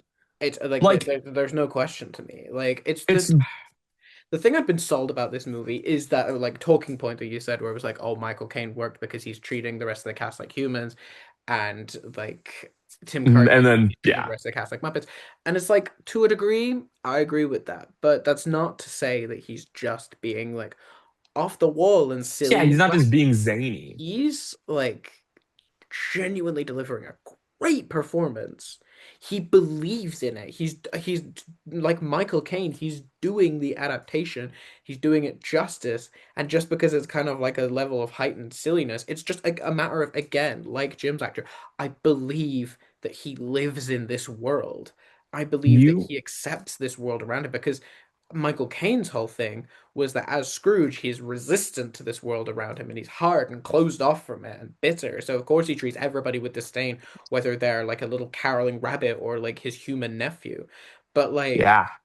like Long John is a character that like loves life and like loves sensation and loves sort of like the camaraderie of like his crew. And Yes. so it makes sense for him to kind of have that heightened level of silly where he's like accepting of this sort of like Muppet world. Because like at the end of Christmas Carol, Michael Caine's like a lot more jolly and bouncy Yeah. and like interacting with Muppets sort of like on their level. But Curry was doing that right out of the gate while still delivering just like a genuinely great performance of like the text. Yeah. Like he's 100%. he's still that level of sort of like intimidating under the surface with that kind of like warmth that lures you in. It doesn't feel like he was playing a cartoon character. It felt like he was playing a villain, a deceitful villain in a world that is not really quite like our own. I think what fucking Tim Curry does incredibly throughout this movie is that, speaking to your point here, is that he delivers such an earnestness where it does not feel like he's just hamming up the Muppets silliness to fit in with the Muppets and being like, because like, I agree. I think that like that kind of tagline of like Michael Caine treated them like real actors. It's like it doesn't fully explain like the nuances of like both of these like acting performances in regard to a Muppet movie. But I think with Tim Curry, the earnestness in which he feels like the love and camaraderie with his crew, like it is not something that is just played up as Tim Curry just like loving these Muppets and how silly they are together. You can see the genuine like struggle in his performance where he is like try like when they all turn on him and then he like takes his crew back and everything and then like the fight at the end. Long John, his performance as Long John, I think what the Muppets do throughout all of their movies is like humanizing those, and like humanity is a huge, huge part of all of these Muppet projects. In a movie like Treasure Island, where throughout that, you have this moral question at the end of whether or not Long John is truly like this evil fucking person for all of their actions, and like you have to take account, like any real human being, the nuances of like their upbringing, the influences around them, the actions that were taking place on them and shit. I think that Tim Curry delivers a performance that is so layered and nuanced, and you really, by the end of the film, you don't get the sense of just like, oh, he was the silly fucking zany person who turned on all the Muppets and then he like fucking like, oh haha, Long John. You feel the emotion that fucking I truly believe that like Tim Curry puts everything forward in this movie in a way that is so, so, so beautiful. There is still like a warmth and a humanity to him that like makes me refuse to just like write him off as just like a over the top villain. Like I genuinely like even like I touched on it before, but the chemistry between Long John and Jim, like I genuinely believed that like Long John like cared for the kid and saw something Yeah. and like they were friends. Like there's part of it where it's like, is this just like his deceit? Is this just a mask that he's wearing to try and win Jim's trust? Or does he genuinely like have a Yeah. desire to like be a mentor to this kid, be like an older brother figure, be like a friend? In like the last scene where they're like saying goodbye to each other, and there's like that genuineness, like, yes, I just like ran off and stole all your treasure, but I genuinely want you to have your dad's compass back. Yeah. And it's I I've there's such a level of care that Tim puts into this performance that just like I that's why I like don't really like the oh yeah, Kane's a human, Tim's a Muppet thing, because it feels a little bit derivative of the actual incredible performance that this is. Yes. 100%. Because like I think that statement often removes the incredible humanity from Tim's performance in this, where, as you said, by the end, like, often when I watch Treasure Island, Muppet Treasure Island, I feel this kind of like pit in my stomach near the end where you really feel like, holy shit, the Long John Silver and his relationship with Jim, like you have I have this pit because not only obviously there's the question of whether or not their relationship was truly built on like a love that like John Long John was really looking out for this person and all of that, and then all of his actions and everything. You feel the pit because you feel such a deep connection to how Tim Curry like sells this like sells the ability like sells this feeling of like you don't know fully.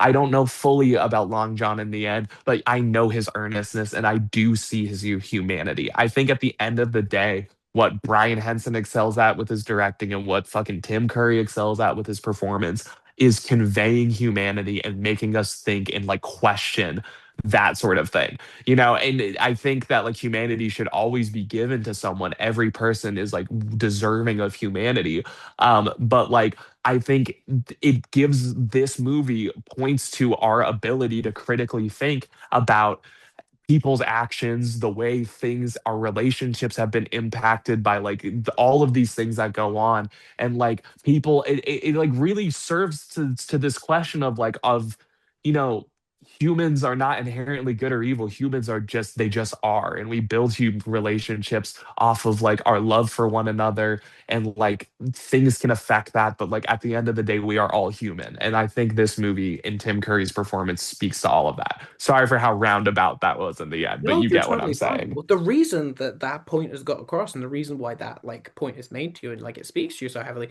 is because it's in the text. These are all things that are part of Treasure Island, the novel.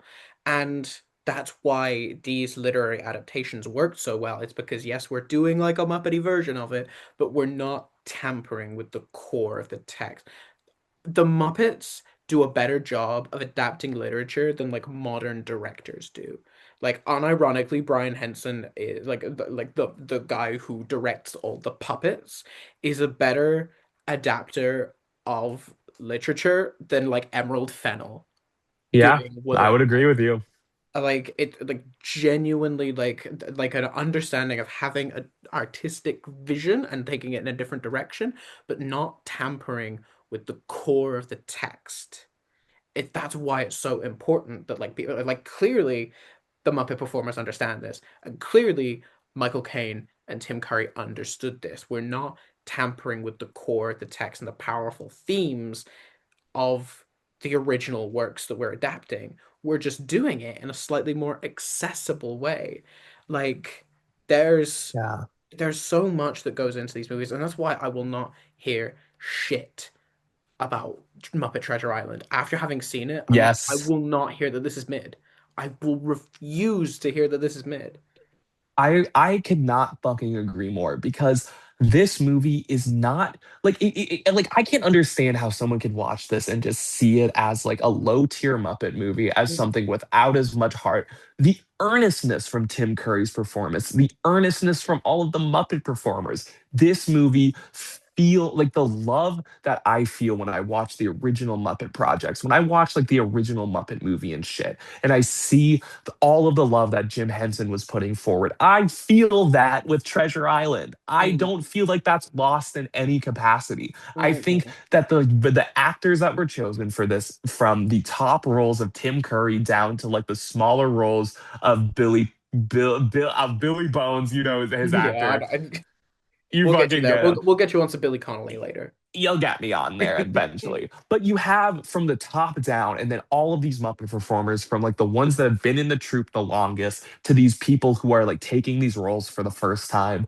This movie has the Muppet humanity and earnestness that I look for when I want to feel from a Muppet movie. I think the thing that I like when I think of movies within the Muppet like diaspora that, don't hit as hard emotionally for me, it's the it's like this movie in all regards has the earnestness, and I keep hammering down this word because I truly feel it. It's from the sets, from how big and beautiful and handcrafted everything is, the trust in the seasoned performers to be able to do these characters and to be able to convey so much, to be able to live in this world, for all of the actors that were casted to be so on point, not only with the original text, but fitting that in through an accessible Muppet lens. This is like one of the best Muppet movies that has come out. I refuse to accept that people think this is mid. You're entitled to your opinion, but on this podcast, we are Yeah, extremely pro Muppet Treasure Island. that's the thing. It's like you can put it wherever you want on your ranking list, but just like don't disparage it because there's genuinely a lot here. And I don't want us to sound like the people who refuse to criticize a Muppet thing. I We've have criticized enjoyed this what movie. it's not as comedically strong as some of the other ones. It's not as musically strong as some of the other ones, but like there's still a lot to appreciate just about how much went into it and how much you can see and how much you can feel that comes out of this Yes. movie that I refuse to allow it to be called mid any longer. I 100% agree with you. I think that so much shines throughout this movie. We've talked about the sets, we've talked about the acting performances, we've talked about the puppets, all of these things. I just think that to look at all of that and to not see the love and the effort that was put into it, I think is crazy. And like obviously I'm not saying that a movie should be carried forth just by like how much heart was put into like the sets and shit, but I would fully say that when you look at the entirety of these Muppet films, I just don't I just personally feel that the same heart and love and effort that I get, because when I watch these original Muppet movies, you know, part of like a huge part of the emotion that comes from it is the ingenuity that I know Henson went through to be able to achieve these puppetry scenes. You know, when I'm watching the original Muppet movie, yeah, there's like a shit ton of cameos. Yeah, there's like so much going on at that. But you part of the huge part of the emotion is like you see Fozzie driving the car or Kermit on the bike, and you see all of the Muppets together on this set and these all of these like big fantastical things happening. I just don't understand how you could watch Treasure Island and not feel those same emotions, because this has all of that classic Muppet heart and soul that extends so far beyond just them having like love put into the set. It's the love that's put into every single element of this movie. I don't think they cut corners. I don't find this to be a downgrade in quality. I think this is honestly one of the highest production value Muppet things we have ever seen. Like, no way this is a step down in quality. What the fuck are we talking about? She's right, and she should say it. Mhm. Now, I think we want to wrap this up on a complaint. Say it. This year marks the 30th anniversary of Muppet Treasure Island. Dun, And dun, dun, dun, to, dun, dun, dun, dun, dun, dun. Yes, indeed. and to celebrate, Disney has done I think it's fair to say, modest rollout of some merchandise. What we've got is a sort of tankard style mug that sort of bears the sort of Kermit Smollett medallion and has a little Pretty squash damn on the cute. bottom. I can't lie. Pretty I damn think cute. it was I'll be based honest with off of the you. cast and crew gift that they got. I think it's pretty damn cute. It is pretty damn cute. And the thing that frustrates me on it is I'm too broke at the moment to justify buying it, but I have Oh, I feel wanted that. to for like 2 months now. Dude, there's no way right now I'm gonna spend money on a fucking Muppet mug. Like, I would love to. After like the massive I expense gotta get that paid. I was gonna say I gotta get paid first. April was a very expensive month for me. It was an American month, We American just went, expensive. we just Um, did hella shit in Atlanta. I'm just like We I've ate a got lot to, of food. and despite my ocean of Muppet treasures that I currently sit in, I'm like, God, I want that cup. The cup's Yeah, that cute. mug fucking rules. Yeah, The mug is very cute. They did a release for Mickey of Glendale's. They did a they big did. Yeah, mystery pin set and like a few bits of apparel. The pins are cute. I I got the don't. Kermit. It's really tiny though. It's Oh, really so that's I don't have it on me right now, see. I but really want a it's little yeah. long john. I've seen those long johns like in his little rowboat, and I think they're cute as hell. They're I wouldn't really mind cute. that as They're a pin pin. so small though. These are some of the smallest pins I've ever got. Like Teeny tiny holy shit, they're pins, tiny. and for 20 bucks a pop at original price, and oh my god, It's insane. the resellers.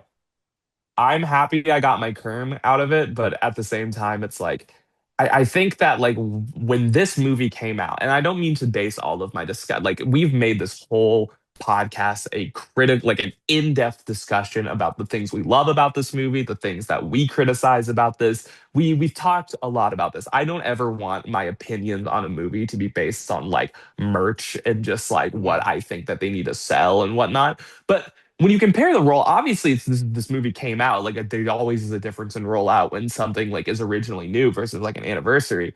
But like when the movie came out, they did so goddamn much to like promote the like the fucking thing that it was like this big like big production of a Muppet movie. I think it has become a classic nowadays. I think it has become, I don't know if cult classic is the right way to describe it, but I do find that it is a classic in some regard. Where for the 30th anniversary, for a movie that is like beloved for people of like the 90s, of the early 2000s, whenever they post about it on their Disney socials, they fucking it explodes and goes crazy. I feel like they're not doing enough at all for 30th anniversary of one of the, dare I say, best Muppet movies. That's crazy to me. They could be doing more. They could be doing so much more. I do have like one request that I'd like, and I know they're probably done with their rollout.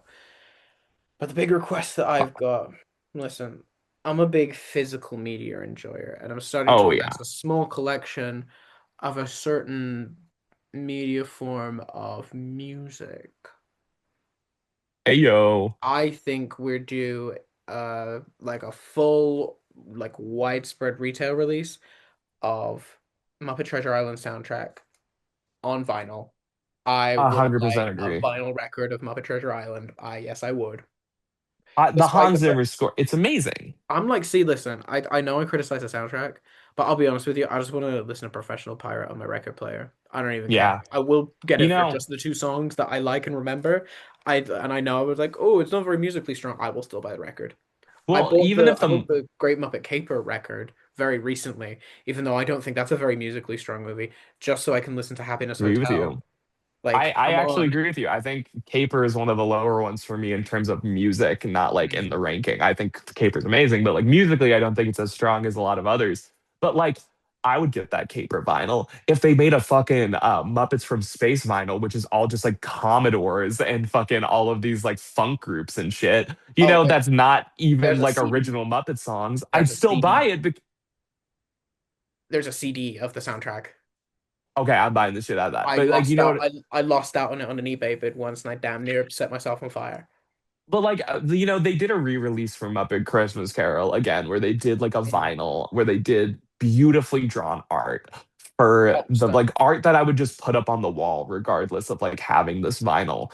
Like just beautiful, beautiful winter scene of the set and all of the characters drawn together so nicely. But like for Muppet Treasure Island, I think there's such a lack of anything with that sort of stuff. I think that this movie deserves a lot more, and I don't think that they should play in to this movie being like an afterthought. I think that this movie should be like up there with all the other Muppet movies in terms of like the love that they get. Let's hear some more noise, please. And like, not just in merchandise. Come on, just shout it out a little bit more. Be proud of yourselves. It's a good movie.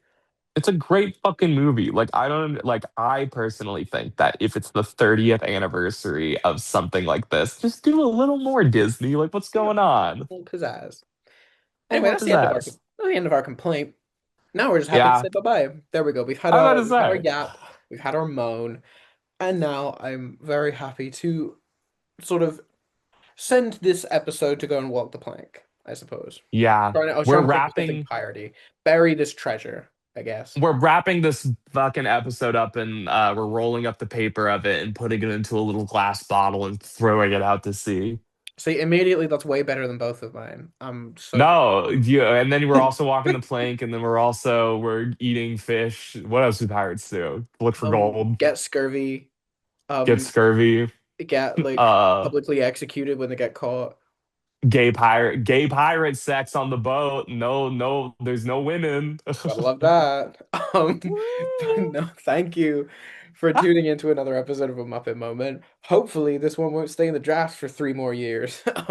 Yeah, we were stuck at the Waffle House. We were contractually obligated to do a bunch of Waffle House shit. So like, don't even get on us about that. But we are released from the Waffle House. I'm aiming to get this one out very soon. But thank you so much for tuning in. We are going to leave it a mystery as to what our next subject is going to be, because quite frankly, we got quite a few ideas bubbling, and we're just going to leave you wondering until we put it out there.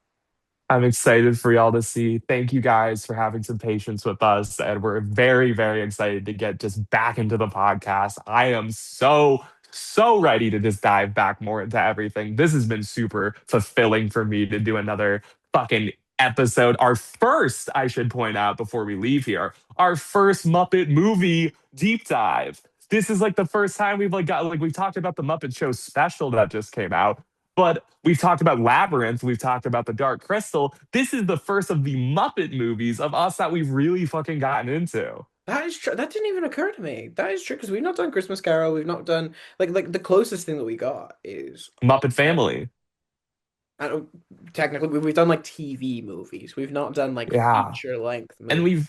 we've done Jim Henson. I love how you said it before, Jim Henson creature features. We've Mhm. done all of them. We've done the two big I ones. was gonna say we But hit this the is the first Muppet movie we've done. So thank you all for joining us and experiencing the first of many episodes where we dive in to these incredible, incredible Muppet movies that we love so much. absolutely. And listen, it's just great to be back in the chair, to be honest with you. I just love doing this podcast with you. Love doing this Ah, podcast love for it. everybody who likes to check us out. And like to all the people who like enjoy listening to us and continue to listen to us, just know how much it means to us because we listen, if 3 people were listening to this, we'd still be doing it. But the fact Yeah. that like a bunch of you guys want to like engage with it, it just means the world. Y'all are so sweet, and we will yap about Yes. Muppets until the cows fucking come home. So best believe we're gonna keep Yes. at it. Absolutely. Love y'all. Thank you so much for tuning in. We appreciate you. We are so excited to come back with more Muppet Moment. This has been amazing for us. Bye bye, everybody. Bye, y'all. Have a good day. Bye.